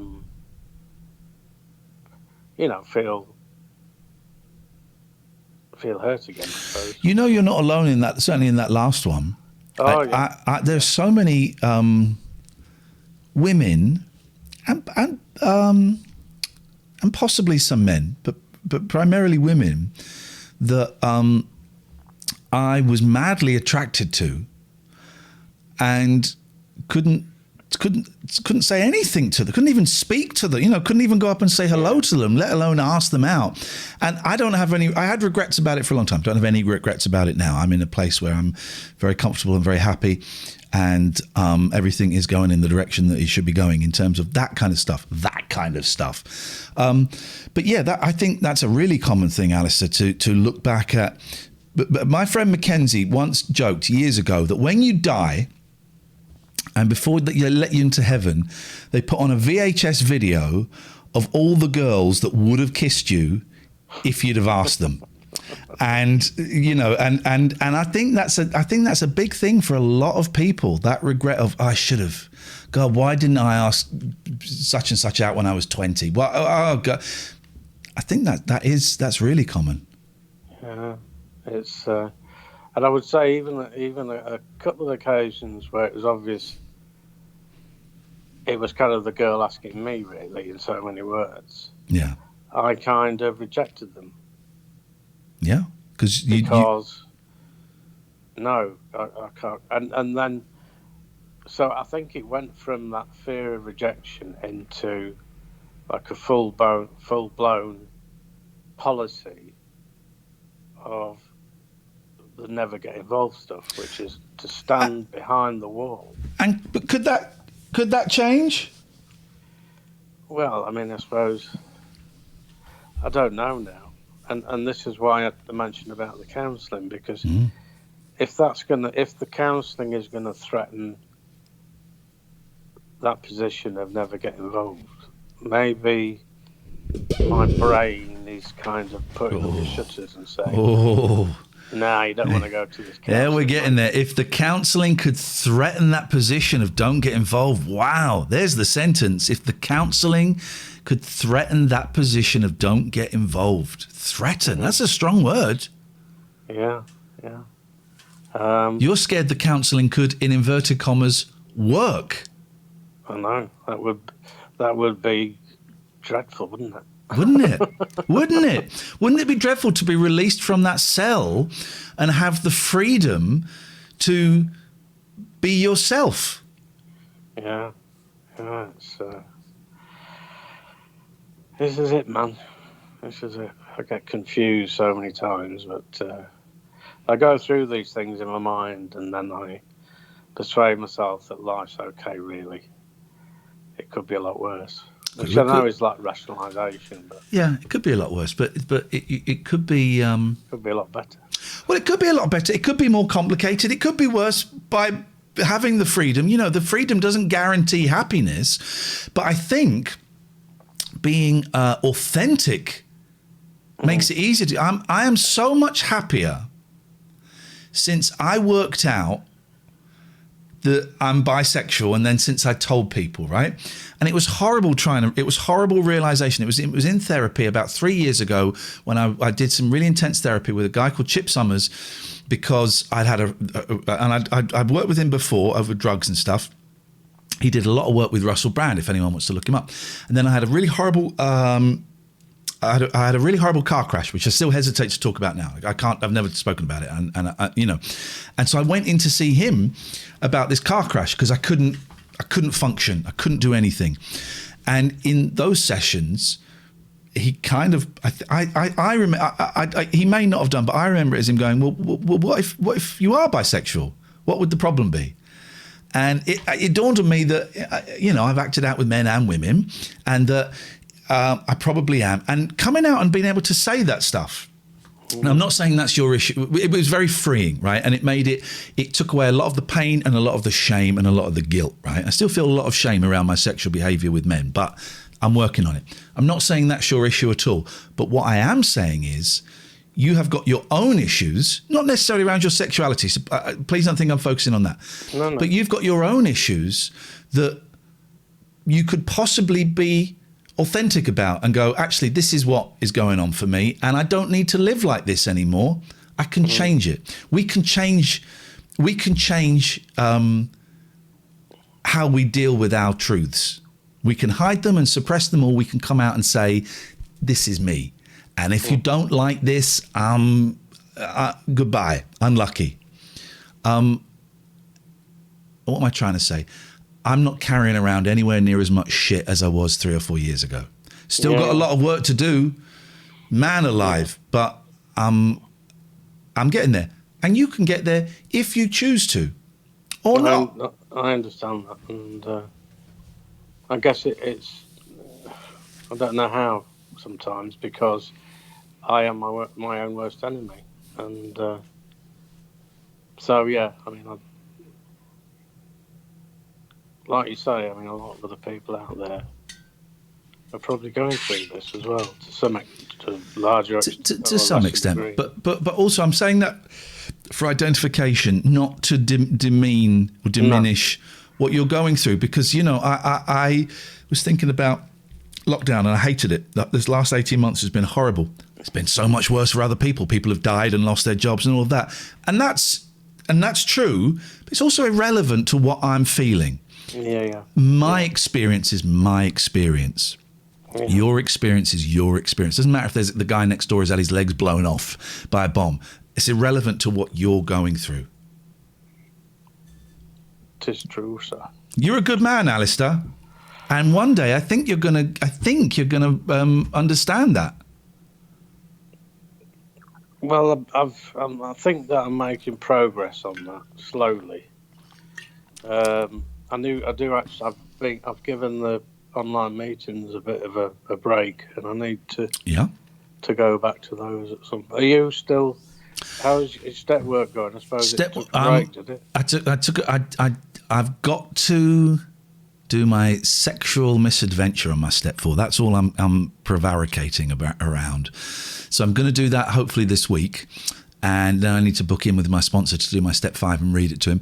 Actually, do you know what? It's a really good reminder. Haven't done as many meetings as I would like to have done. I'm not going to say should, because I don't think there is a should. But I need to I need to up my meetings this coming week. So thank you for that, Alistair. I appreciate your indirect reminder that's what I need to do. All right. Anyway, thanks for talking in. Always a pleasure. It's always helpful to listen. Thank you, mate. Well, I'm going to be on for a little bit longer. It's my pleasure. I'm going to play a song, and then we're going to start gathering the gang for the. I had a great name for the Alan Bezic round table. Was it the round table or was it discussion? Yeah. Okay, Alan Bezic round table is coming up soon. Alistair, speak to you in a bit. Ta-da. Ta-da. Can we get the Discord in the chat? If you want to be part of the Alan Bezic round table, is that what I call? I thought I called it something much cleverer than this. Then go to the Discord and go into, thank you, Jimbo, go into you can type about it in the Alan Bezic fans, but if you go into the community hangout, that's where I am. I don't want to be in there at the moment. How do I leave? There we go, I left. Go into the community hangout and we'll be chatting, we'll be playing Alan Bezic live and pausing it and discussing it. Certainly for half an hour or so. I've got to get to bed at some point because I'm going into London tomorrow, in central London, for the first time since March of 2020 when COVID broke. Oh, so that's what I was saying about PTSD. So I think the Beatles had it. And it dawned on me yesterday, or maybe the other day, that we as a human race are quite potentially suffering, or will suffer if we're not now, from PTSD because of what has been going on since those who had their ears open November 2019, certainly more specifically in this country, March 2020. I think we as a race, as human beings, as English, British, UK, European, world people are having trauma. A lot of us, not everybody, some people come out fine. That's great. But I think there will be a lot of trauma, and it'll be interesting to see the world suffering from PTSD.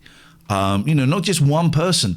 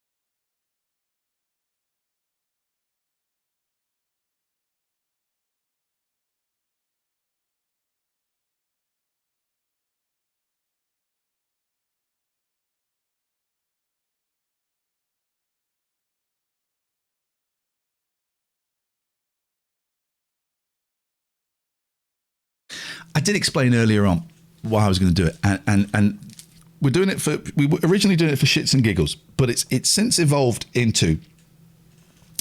I do believe that within the idiots and the, as I called them earlier in my ironing stream, the swivel-eyed loons, I think there are some disenfranchised people in there who have not had the successful, productive lockdown that I have had, that are not me.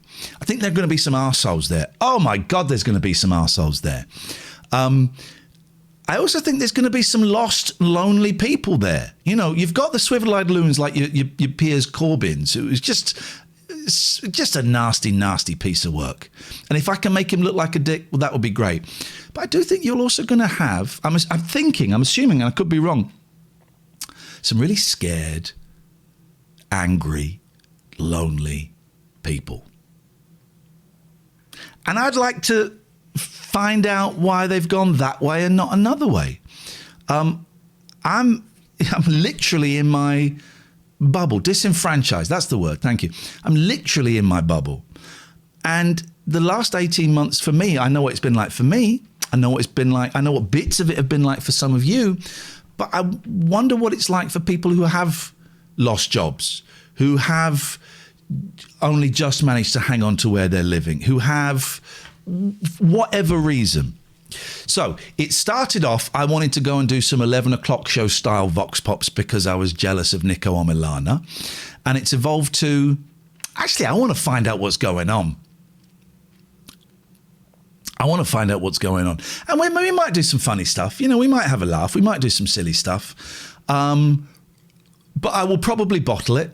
We might not film anything. I might bottle it completely. You know, that is a possibility. And we've discussed that. Gingerbeard Mark and I have said, if that happens, you know.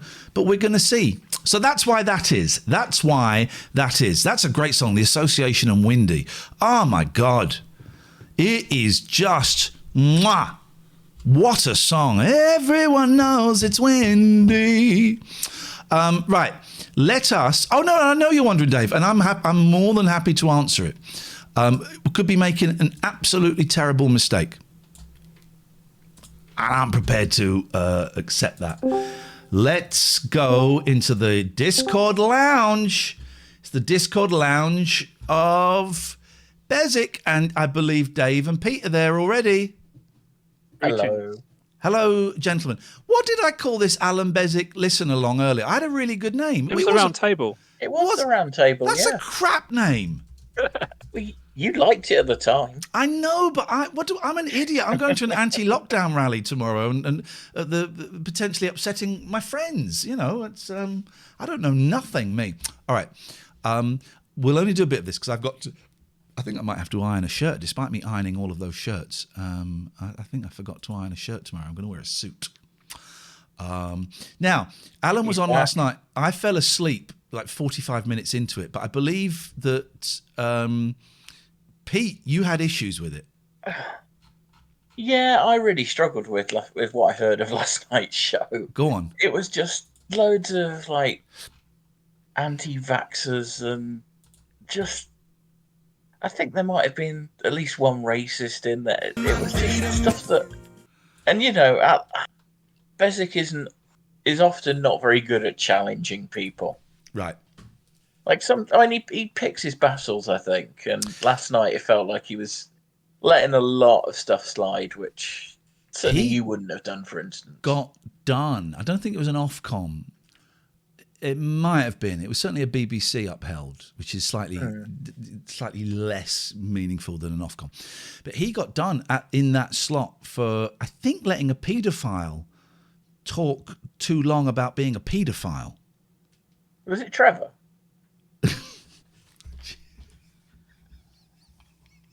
If you need to legally distance yourself from that comment, please. I'm just thinking, do I online? I don't think I do. Which makes it even worse. I'm sorry. I'm not. But then I heard a call in one of the old Alan Bezics, and we will start doing the ABAs again soon, where it was the daughter of a paedophile was on defending him, her dad, and I thought he took a very lax approach then. It wasn't just that he was sympathetic to her, he was kind of sympathetic to her dad. If anyone knows which episode that was in, then send it to me and we'll play it and be horrified. Well, I mean, the Smith says at least he called out the guy who was transphobic. I didn't feel like he adequately did. If it's the same guy I'm thinking of. But Pete, I am sending you to Woke Watch on GB News because your alarm clock goes off all the frickin' time. You're so awake. I need to. I'm hoping they do the thing a lot of people do of put an extra I in my surname, and then I can send it to GB News Fails. Oh well, but which we now think GB News Fails was done by GB News. Well, yeah, I mean, Robin Ince tweeted something about this earlier on in the week, suggesting that maybe. But yeah, the way they because they folded it this morning for some reason. Yeah. But the way they did it, they kind of said, with thanks to us, GB News has had a reach of like 32 million or something. I don't know where they get these numbers from. Yeah. Half the population are aware of GB News, and you just go, yeah. I mean, this was kind of what I said all along, but the possibility it might be a proper PR Dave, company did you hear thing. that? He had to do it. Of course, this is what I've been saying all along. Yeah, absolutely. Isn't that outrageous?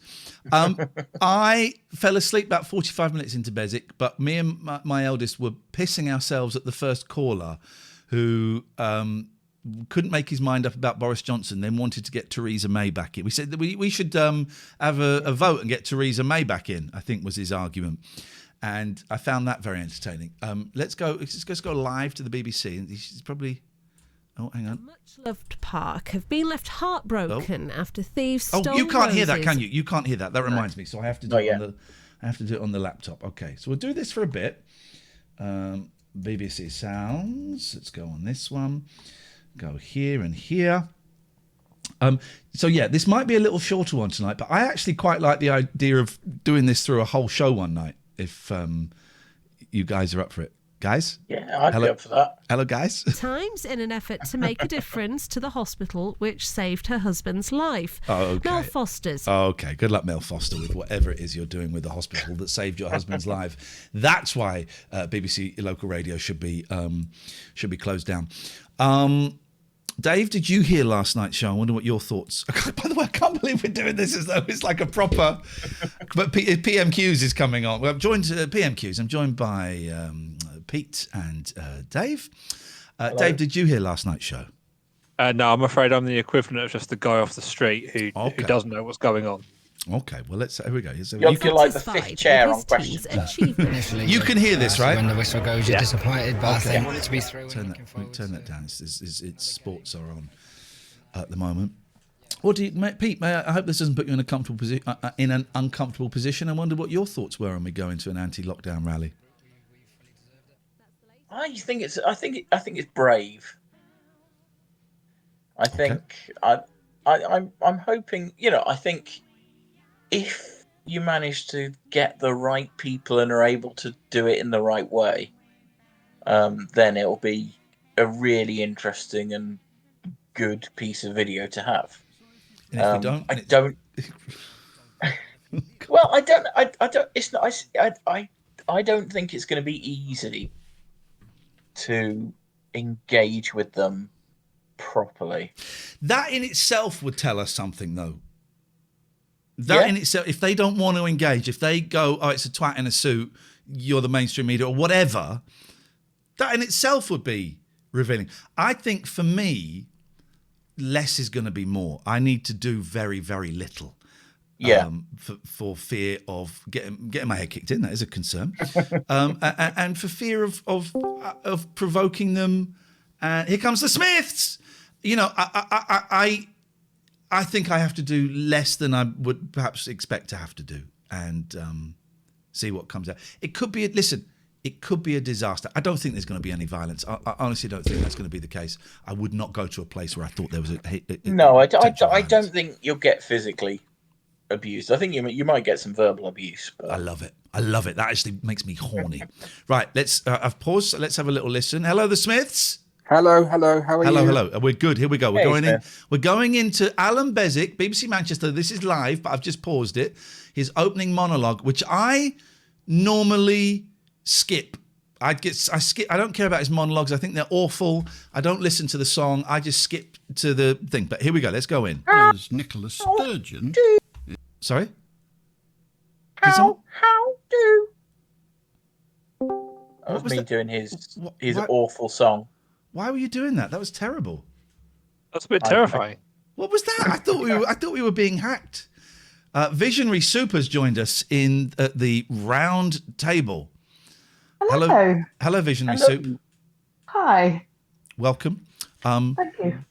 May I ask, what is your history with Alan Bezic? Oh, no, I saw you in the Alan Bezic fans chat last night, of course. Yeah, I was in there, yeah. Are you a regular Bezic babe?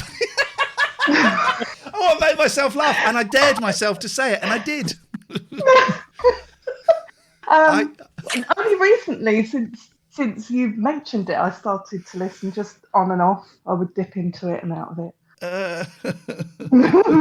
Okay, we're all Bezic babes. Here we go. Let's dive in.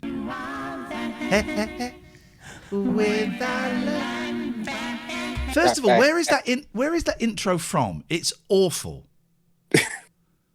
It's really bad. It's bad. It's got really bad hiss on it, so it's obviously very, very old. The Beswick thing at the end, I don't get it. I think it's a lame start to the show. So if you're from Manchester or Salford, or if you live in Manchester or Salford and you go to Scotland, then as far as Nicola Sturgeon is concerned, you're a naughty person. Which reminds me of Keats, the poet. There was a naughty boy. Here's one of his songs. Naughty boy was he. He ran away to Scotland, the people there to see. And then he found that the ground was as hard, that a yard was as long, that a song was as merry, that a cherry was as red, that lead was as weighty, that 80 was of 80, that a door was as wooden as in England. So he stood in his shoes and he wondered. He stood in his shoes and he wondered. Then he sneezed and everybody ran away. I added the last bit. Good evening. It wasn't as good. How are you? That was they're not great starts, his shows. No. I'm Alan Bezic. This is the Alan Bezic Late Night Phone In. If you want to join us, you can. The telephone number with which to do so is 0800 218 2255. We're right across the northwest on the 3 BBC stations in the area, and that is, of course, Merseyside, Lancs and Manchester. And,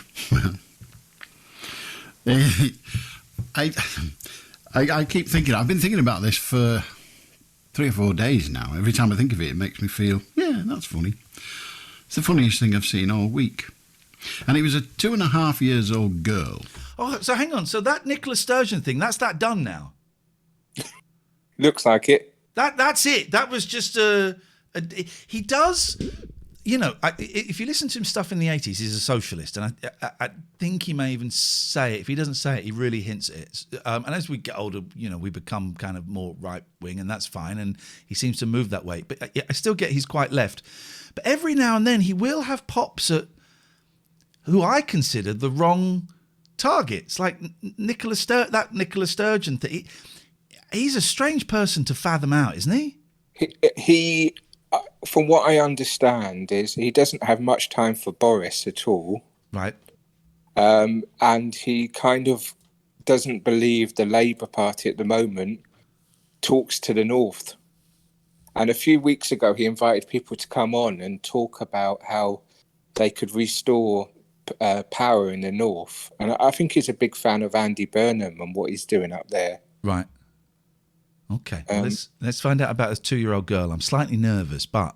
Little baby girl using a cloth to dry a wet garden table. It had been a beautiful day and there was a sudden downpour. The table had a little indentation in it, metal one, and there was water on it. So people were stood around chatting and she was using this cloth to wipe the table. Her level of concentration was stunning. I want you to consider the image of a top chess player. battling it out against another one for the World Championship. That's the level of concentration this little girl sort of demonstrated, radiated. And after a while, she clearly realised that the cloth simply was not big enough for the job. You or I would have either thought, sod it, or we'd have thought, I need a bigger cloth, and would have gone inside and got one. No. The funniest thing pulled her all summer week. dress over her head. Oh, hang on. Yeah. Also, how long was he watching this girl for? Well, hang on. Is this I'm assuming this has come from a news story. Are you thinking this comes from his own life? I wonder if David just found someone's garden. Yeah, the way he's Like talking he- about it, it does Yeah. seem to be live. Just randomly watching someone. I don't think it's live as he's watching it now, Pete. No, but you know what I mean. Sort of, he was there live watching it in person, Okay. and then he's like, after a while, she decided. Well, let's find out. Let's see when this incident happened and what the F is going I'm on. happy to say that this was not on the news. With that, what you might call lateral thinking at its best. Her mum, her dad, her aunts, her uncles had to run into the house so as not to have her think they were laughing at her. Which they Hang on, what clearly happened? We were. missed it. Hang on. She pulled her summer dress over her head Oh. and then finished mopping up the water. With that, what you... He's opened a show with this. Unless he's got some thing that ties this into, a weakness of all humanity. Or Nicola Sturgeon. No, this is a piss poor opening. Might call lateral thinking at its best. Her mum, her dad, her aunts, her uncles had to run into the house so as not to have her think they were laughing at her, which they purely were. It can only be described as pure, innocent magic. Oh! 0800 218. Oh, he's not even playing It's a Kind of Magic. He's playing Brown Eyed Girl. And sucklings. He didn't describe her eyes in the monologue, Alan. He said he's been thinking about that for 2 to 3 days. Jesus. Funniest thing he's seen all week. So my question, based on that, is Alan Bezic living or merely existing? Sounds like he's living his best life. Jesus. That's all he's had to worry about for the last 3 days, and he's doing okay. Who is this girl? We've got to find this girl. I don't believe this happened. And he's playing Van Morrison, who is problematic these days as well. Okay, here we go. Oh, there we go. Oh, hang on, let's jump forward a bit. Oh, there we go. Who's going to be the first caller? Trevor. Trevor's never first. Trevor always comes on after 11:30. Could be. I reckon we're going to get an early Shafiq. You'll have to go home with the evidence of green grass stains on your knees and elbows. Oh. And they don't come out, I am told. Anyway, stop it. 0800. That's a sex He's been reference. on the afternoon beers. He's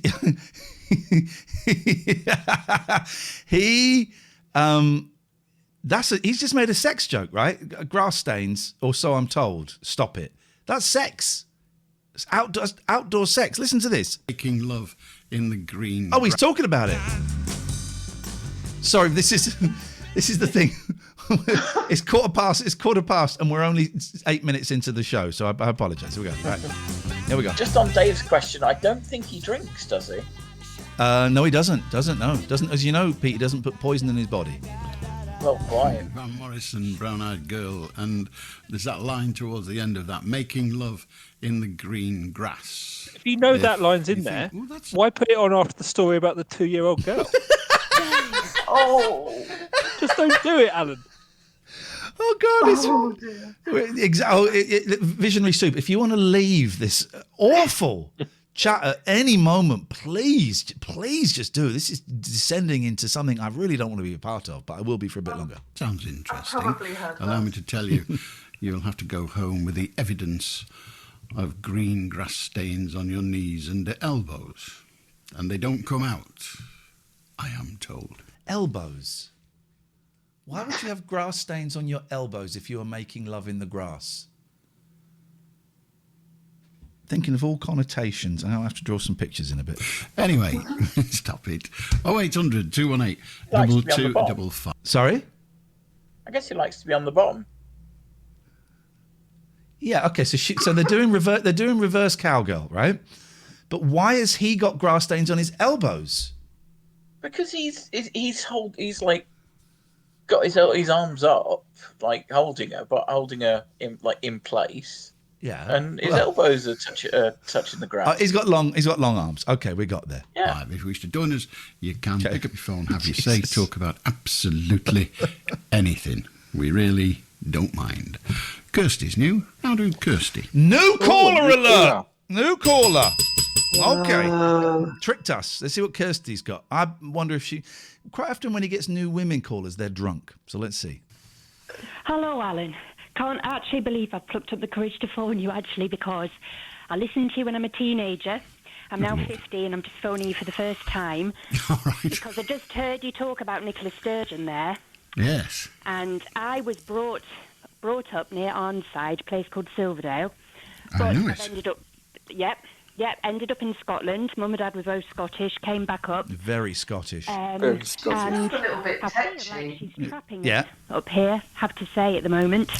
I know the Manchester situation is awful and, nobody wants to spread COVID, but it's I feel she's making it uncomfortable for us up here at the moment. And, it's quite timely that you started your show with that, because I just feel that I can't get down to see my mum without feeling guilty.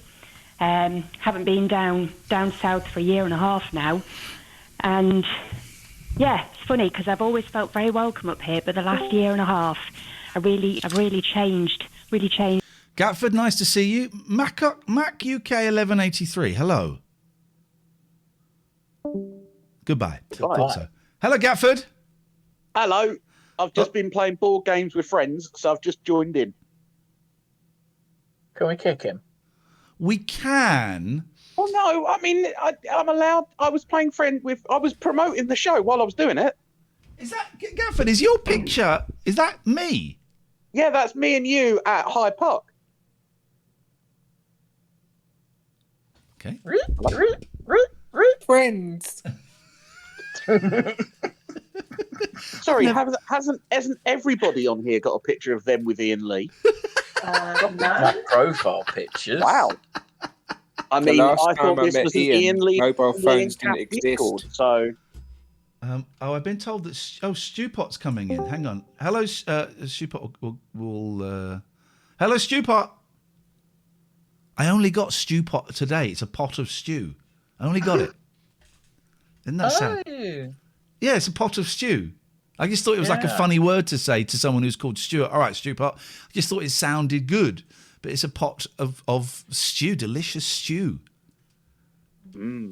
Stew. Pot of muted stew. Stew is muted at the moment. We don't know why. Okay. Change the way I feel about living up in Scotland now. Really? Yeah. So Nicola Sturgeon's comment in the past 48 hours about, the COVID virus is so bad or it's growing quickly in this area, Greater Manchester and the northwest of England. That's the straw that brought the camel's back, or is it just that one incident? No, I think it just represents the way I think she's played cat and mouse a bit. I mean, I'm not a Boris fan either. Definitely not a Boris. I'm not a Boris fan, but... And I think she's dealt with the situation well. I think she's gained a lot of fans through this all who maybe didn't support her before. That's what this was about, getting more fans. Yeah. But go on. I didn't realise Nicola Sturgeon had an OnlyFans page. Get more fans and push for independence. It does make. She does. I mean, this woman obviously doesn't like her, and that's fine.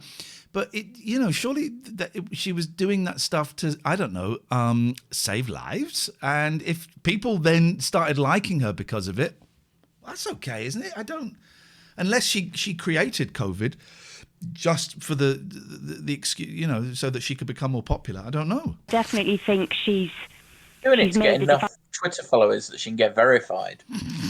Worse, and every little thing that she says, I just feel like she's making more of an issue between England and Scotland. Everything she says, I think she's playing a bit of a political game, really.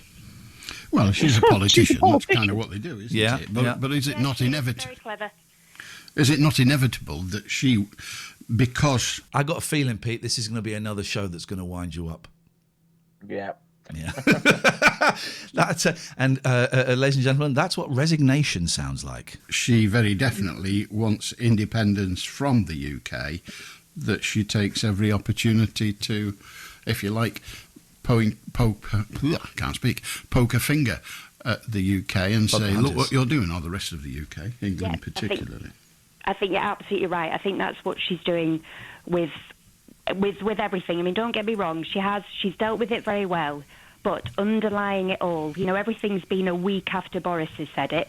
Whether you believe in what Boris has said or not, everything's been a week later. She listens to him, and remember, this woman doesn't like Boris, guys.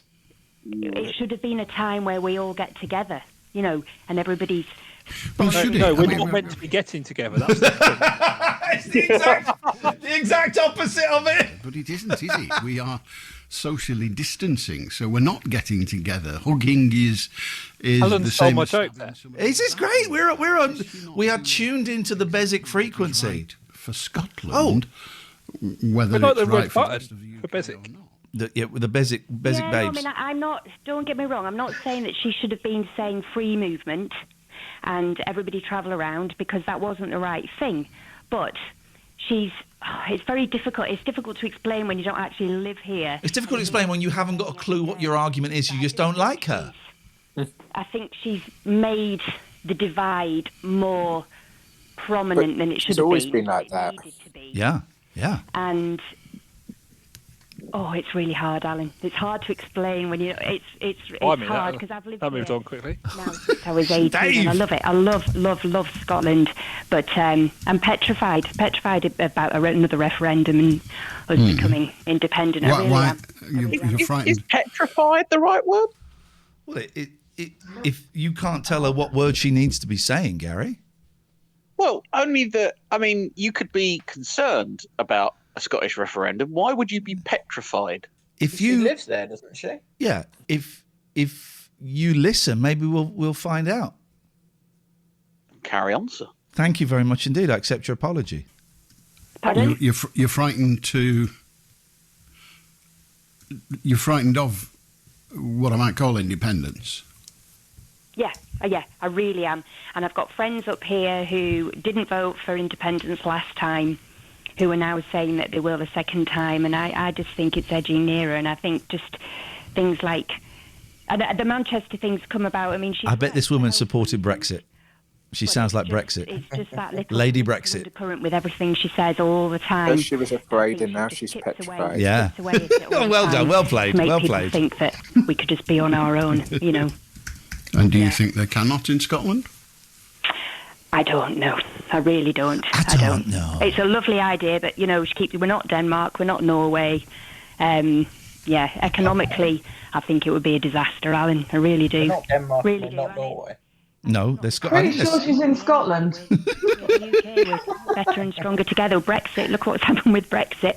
We don't need another big mess. We're better off together, but I know I'm biased. Well, here we go. I've just had a Google alert. I'm on a Google alert. And Google alerts. Bradley Walsh threatens to kick contestant off The Chase over rule break. Well, it's my episode of The Chase they've just shown again. And the Daily Express has got a story out of it. It's incredible scenes. Anyway, sorry, interrupt. Yes, aren't I? Because I'm living up here and, I'm biased. Indeed. But Fair enough. Good on you, Kirsty. Thank you very much indeed. Why does Alan get such terrible callers politically? Like other stations, they hold a really good political conversation. And he summed up the whole I mean, he does. This is the last of these phone-ins. I know a lot of you have looked elsewhere. This is the last of these type of phone-ins, and I guess people get attracted to it because where else are they going to go? They won't get on 5 Live onto a phone-in on 5 Live. This is it. And did I just hear Keith using the dreaded word wokeism? I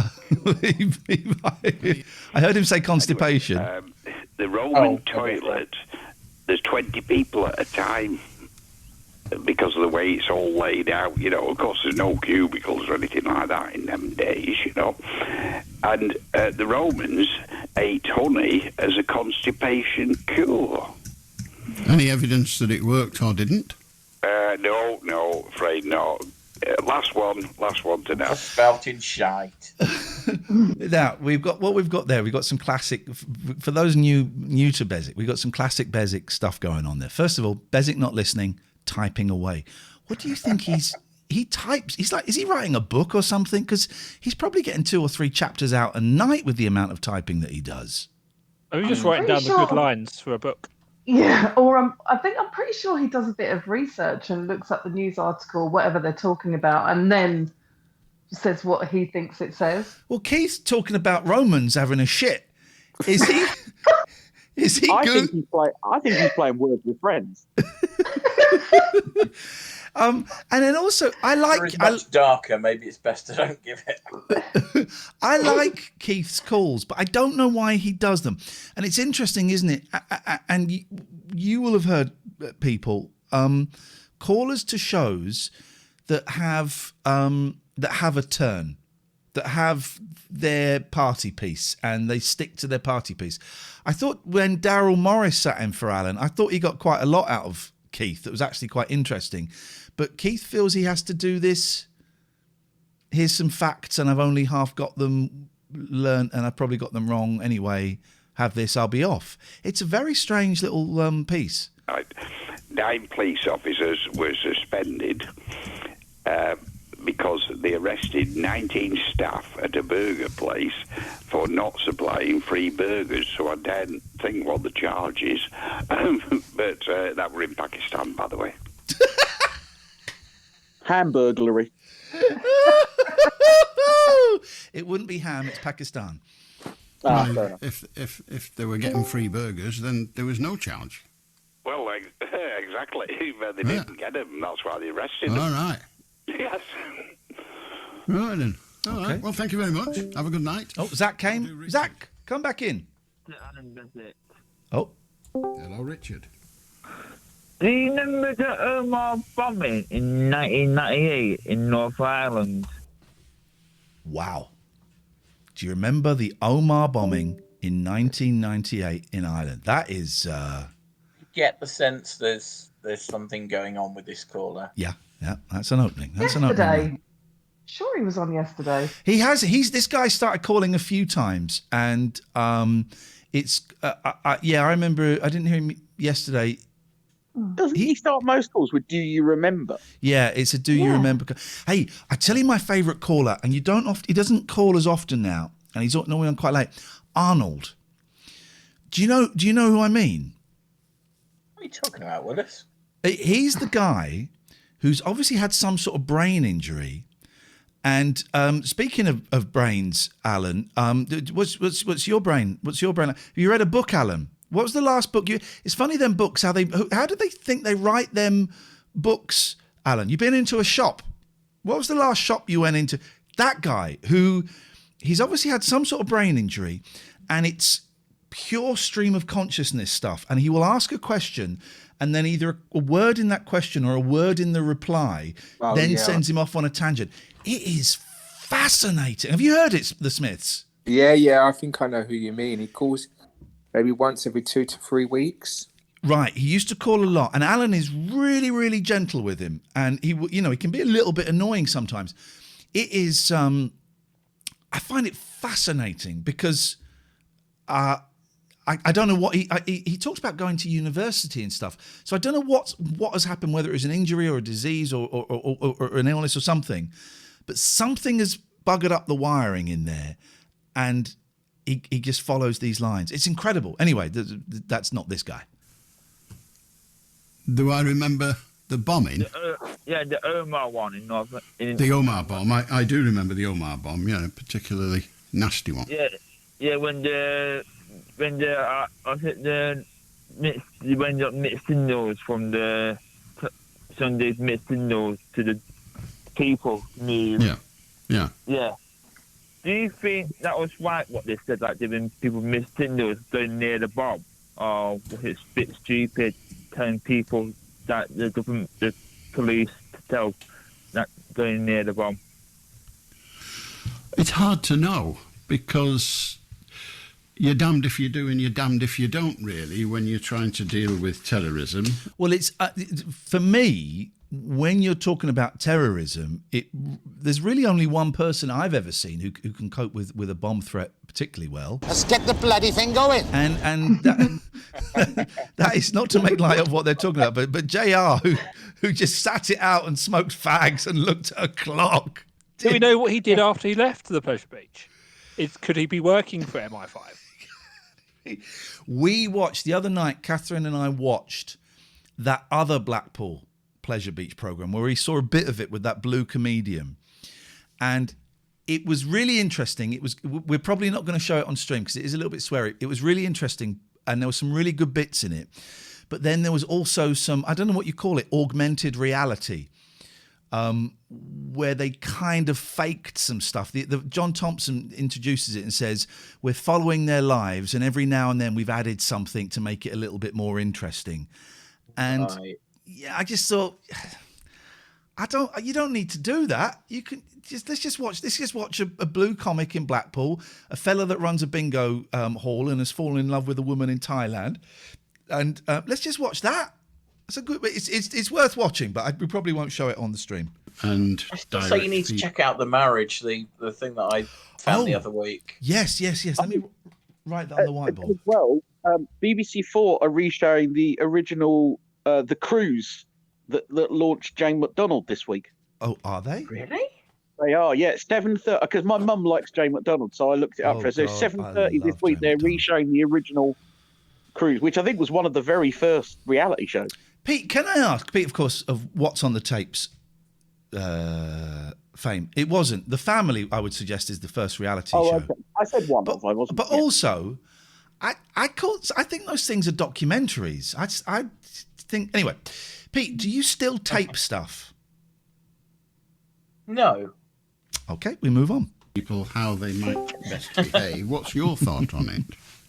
I think the stupid doing the people the one device like they just donate the house, the national house where it's first sorted out, and go back to the normal place. But the bomb. I don't know enough about Omar. I don't remember it to know exactly what they're talking about here. Telling them to go to the first place at the first time, and then tell them to move them back. You know what I mean? Well, I know what you mean, yeah, but it's difficult to know what is the right thing to do. We've just had the report into the bombing at the arena in Manchester, where many people lost their lives and many more were injured. Yeah. And one of the things that went on there was the emergency services, some of them, were prevented from going in because they thought there might be another bomb. And the consequence of that may well be that people who were injured might have survived had they got treatment more quickly. So you could argue, I'm not arguing, but I'm suggesting it is possible that people died because of the rules that were given. But had the emergency service bosses said, OK, get in there, persons, get in there and do your worst and do your best and save as many as you can, and when they're in there another bomb went off, then they'd have been held to pay, because lots more people would have lost their lives when it could have been fewer. So it's very difficult to say what is the right thing to do. It's easy looking backwards and saying this is what you should have done, but you don't know at the time. You've only got what is before you. Yeah, he said similar last night. Yeah. Say that again. He said similar to another caller last night. This is a slow opening to the show. This is it's tough, and you're kind of beholden to the callers that you get. A good presenter can weave a little bit of gold out of a very thin piece of thread, but these are two very flat calls. There's no way past that. It's just how it is. Sorry. What's the I just looked Omar up. Not Omar Sharif, Gatford. No, not Omar Sharif. No, the Omar. Telephone warnings were sent 40 minutes beforehand, but police inadvertently moved people towards the bomb because of some fake information. I think that's what they were talking about. Okay. All right. Thank you. But that's Wikipedia, so take it with a pinch of salt. Okay. Thank you. Wait, did you say that's Wikipedia or Wikipedia? Because I would trust There would one have been over more the kind other. of like if it was Wikipedia. Voodoo food. Burning pub in the United States. The Birmingham boy. Oh, he's moved on to Birmingham now. Flipping heck. The Birmingham pub boy. Alan yes. did. Yeah, when someone not one of you choose, in the same state, not one of you choose, and like beat him up in the police cell word every time.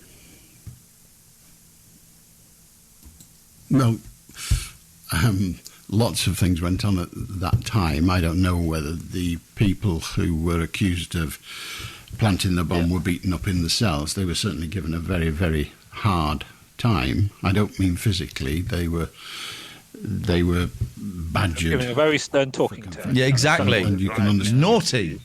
Like mentally abused or like Well, that. it's very difficult. I wonder why this guy is so interested. Let's put it. He's that always way. fascinated by crime. Right. Questioning something. Maybe he's planning, and he just wants to get everything, all the rough edges smoothed then out. you are going to press your questions. It's not, it's not tiddlywinks. They are going to press their questions, and some people will find that emotionally disturbing, particularly if they are innocent of what they are being accused. But you can't just gently say, well, did you do it? No, I didn't. All right, okay then. You've got to press a little more than that. Got to press a little more than that. Challenging, and so be it. Many might say. But good on you, Richard. Good. Sorry, go on. No. What's your verdict about the interest into the matter? That. Oh God, that was his. He should have cut him off then. He didn't. So far, what's your verdict about all these fine, about the fine engines and the police just doing nothing and letting nothing through to the. It's a strange thing. It's a strange conversation in the chat. Sloop John B says, been listening to a lot of old school Howard Stern recently. And then Alfino replies, I regularly listen to his show on 9/11, which is an incredible time capsule. How regularly are you listening to his show on 9/11? I bet it's an incredible listen. I've listened to it once. Right. But I wouldn't ever go back now having listened to it. Was he broadcasting when it was on? Yeah. And he's in the middle of New York. I mean, he's got people ringing up with very good eyes on what's going on. Good eyes. It's an interesting piece, but it's not something I would say you would necessarily want to go back to. Okay. A lot. Actually, I'm kind of interested. Pete. For me, it's not Christmas unless I've heard the Weird Al, the Howard Stern. I bugged it up. Just.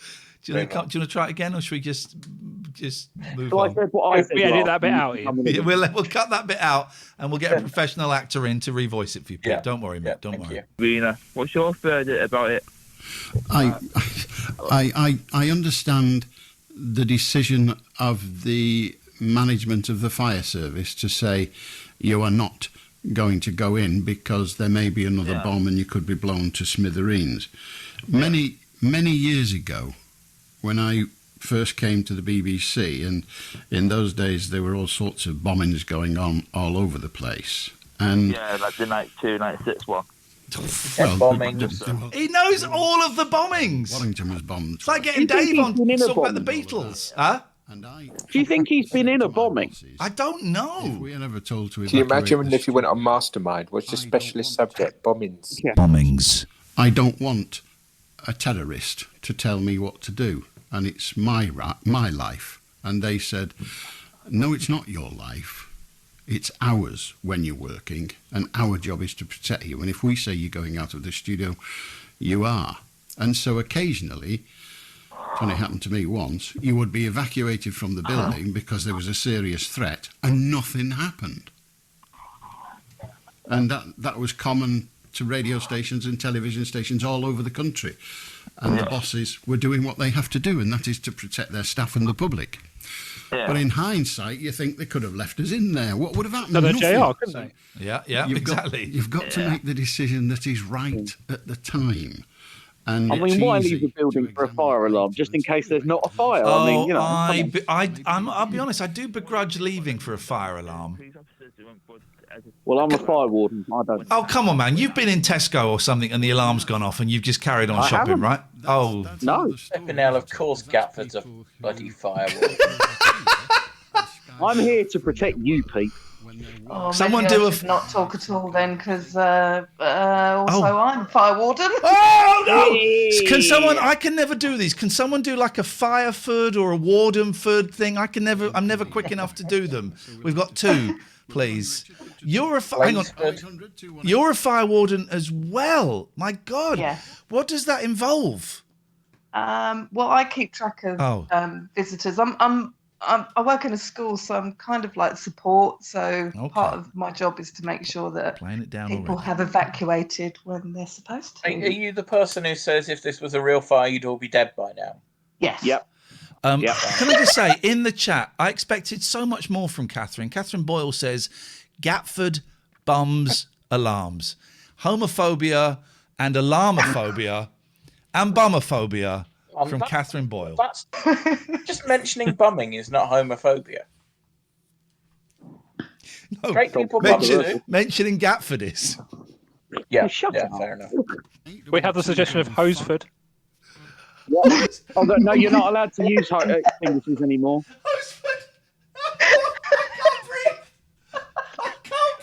You're encouraged to leave that to the fire service now.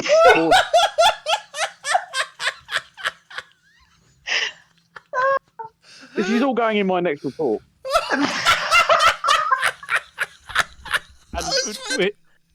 We now have to follow up. It's not homophobia, it's gatphobia. Gatphobia. It's the official term for it. Let's move on. We don't want any gatphobia. But do you time people and go 6 minutes? We need to beat that next time. Yeah. Yeah. Catherine Although says... I'm missing that because I'm not on site. I don't get to do it anymore, so I just do it at home on my own. Catherine says 999ford. I don't know if that's particularly catchy, but let's. There's a new caller. Let's move on. If you want to join us, you can pick up your phone, have your say. In the meantime, we'll enjoy the Stones. Lack of callers. All right, he does play more music at the weekends now, doesn't he? We can skip past that because. Now we got Sketchy saying that he was a fire warden. What is it about you that attracts this kind of person? It's nice to have one. We attract bumlickers. Ian? Hello? I just wanted to ask you a question. Is there anything that a producer wouldn't put through a switchboard? What do you mean, for example? So, for instance, when you get asked on a switchboard, sort of like what you want to talk about, would there be anything that they'd say, sorry, we don't want to sort of discuss that? It depends. It depends. Most shows, they do that you're phoning in because of the question they're asking. I can't think of any show apart from Basic now where it's phone in about anything. And you can get past that on Basic. When I phoned up, I think I said I wanted to talk about... the effect of lockdown or something, because I didn't know what I was going to say. So you can just phone and say anything. But most shows, it will, they'll be asking, do you think Boris Johnson's doing a good job? And if you phone up and say, I want to talk about, wagon wheels, they won't put you through. When Catherine was taking the calls, she would always put everybody through. And I would always, if I had a different phone op or a producer, I'd always say, if they normally wouldn't get on, then put them to the front of the queue, please. I will have that. Let's just see the next one. I'm going to go to bed in a minute. Let's do one more caller. Incidentally, I told the producer I wanted to talk about eggs. I was honest. There you go. Well done. That was a tune. Listening on the phone, it was like being on dial-a-disc when I was a kid. You used to listen on the phone to the records. That was fantastic for Sunday night. God, that's going back a bit, isn't it? It is going back a bit. Yeah. Listen, I've rang in. I want to do a couple of very short poems for you. He's excitable. People doing poetry, but they're 4-line. One of them's a limerick. It's on 1.5. Why does he want to do poetry? That never works. God, I tell you, there's another caller. She phoned in last night. There's an old woman who always tries to be funny, and she tells a few gags. And Linda.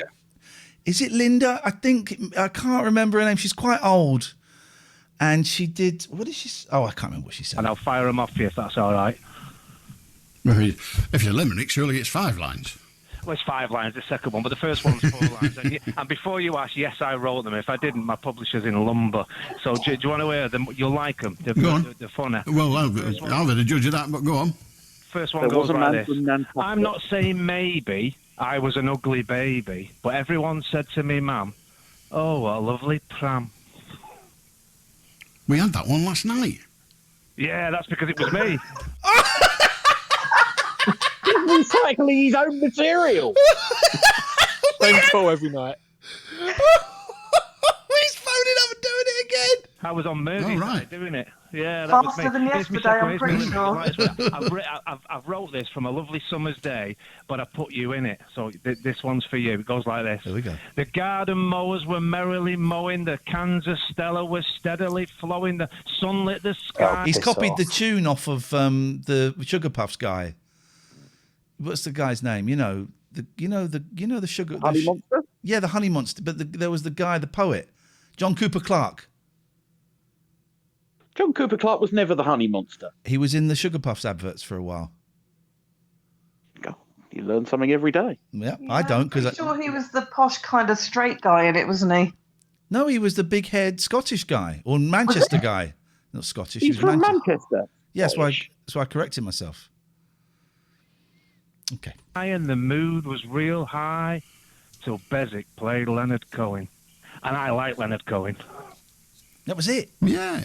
I mean, I don't go for this bit that he darkens the mood. I think he lightens it.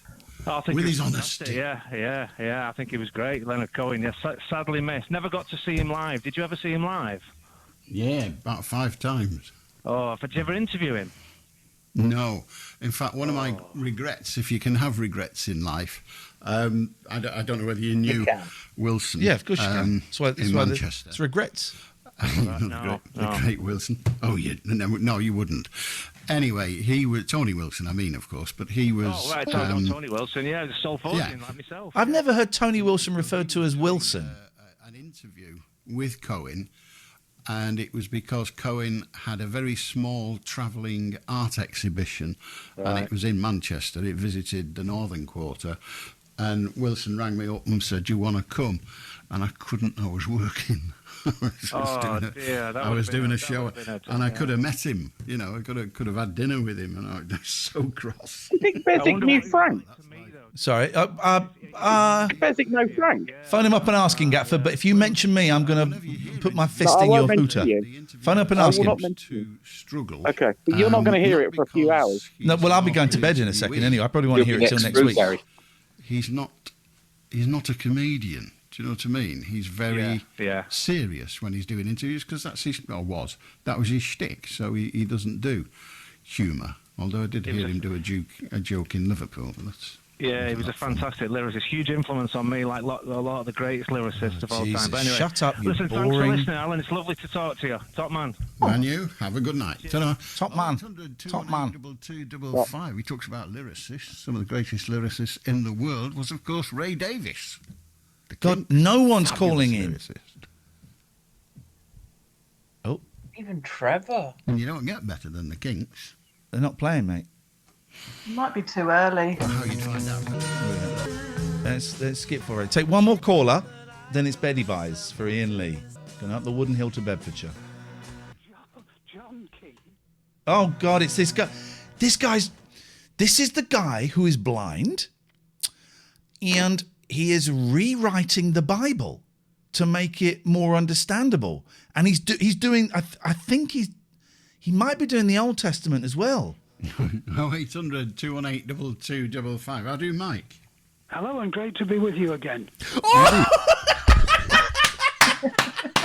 Wow. Ladies and gentlemen, with special guest is second time on the show, it's Ray Davies. Ray. Hello, Ian. It's great to be with you again. No, it's just some old caller. Flipping heck. Alan, when you versified at the beginning of the programme, you introduced it as being Keats. Do you mean John Keats? I do. Well, that was the most un-Keatsian verse. I mean, it was clever and it was funny, but wow, what did you think? It was brilliant. I learned it at my father's knee when I was a kid. My dad taught it me. Can we time Sloop John B out, please? Never got the kinks. That's a time out, please. The 4th of 4. The 4th of 4, not the 4th of Clyde. It's the 4th of stories about this naughty boy, or poems about this naughty boy. But yes, it's Keats. You don't really think of him as writing stuff like that, do you? You don't, indeed, you do not. Very strange, but yes, right. I only found out a few years ago when I did it on the radio, and somebody said, "You do realise that's John Keats?" No, like you. No, how could it be? No. Sadly, Anyway. happily, it was. Yeah. Yeah. Now, next topic. Did you actually hear the Leonard, or were you actually present at the Leonard Cohen concert at Free Trade Hall, Manchester? No. Well, I think I'm in danger of repeating myself here, but it doesn't matter. You were talking about him as being not a very. I'm going to bed. This guy's getting on my nerves. If you want to pick up from where I left off, because we're a bit behind, it's 10:36 is the exact point that I have pressed the pause. If you're going to say we're 10 minutes in, I was thinking that. That's about right. We got a little bit further. But James. We did skip 3 songs. Oh, flipping X, Stupot! You've been here the whole time. No, I don't know what was going on. We're going now. It's bedtime. Gave me instructions on how to unmute using Chrome, but I wasn't using a Chrome browser. Didn't have a clue how to do it. Just managed to do it a second ago. Absolutely. Well, just as we are unwrapping player, well known, you're here as well. But we're going. Listen. I'm only doing this because I've got to be up bright and early, and I've got to do bits and pieces now. I'm totally up for doing one of these, doing either one of the old shows and going all the way through it, or doing one of these live all the way through it at some point. So I just put that out there. Dave, Gatford, Pete, Player Well Known, Stupot James, The Smiths, Visionary Soup, thank you very much indeed. I don't know, are any of you lot about to go and do a stream that we should go and raid, or are you off to bed? Oh, God, no. God, no bed. Bedtime. I think I'm going to ring Bezic about Frank. Frank, all right. Well, I look forward to hearing that. Do. Yeah, I'm going to do it. Thank you, everyone, for watching. It's been an absolute pleasure. Stay safe. There won't be a show tomorrow morning. There might be a live stream. We'll see how things go. Thank you, everyone in the Discord. Goodbye.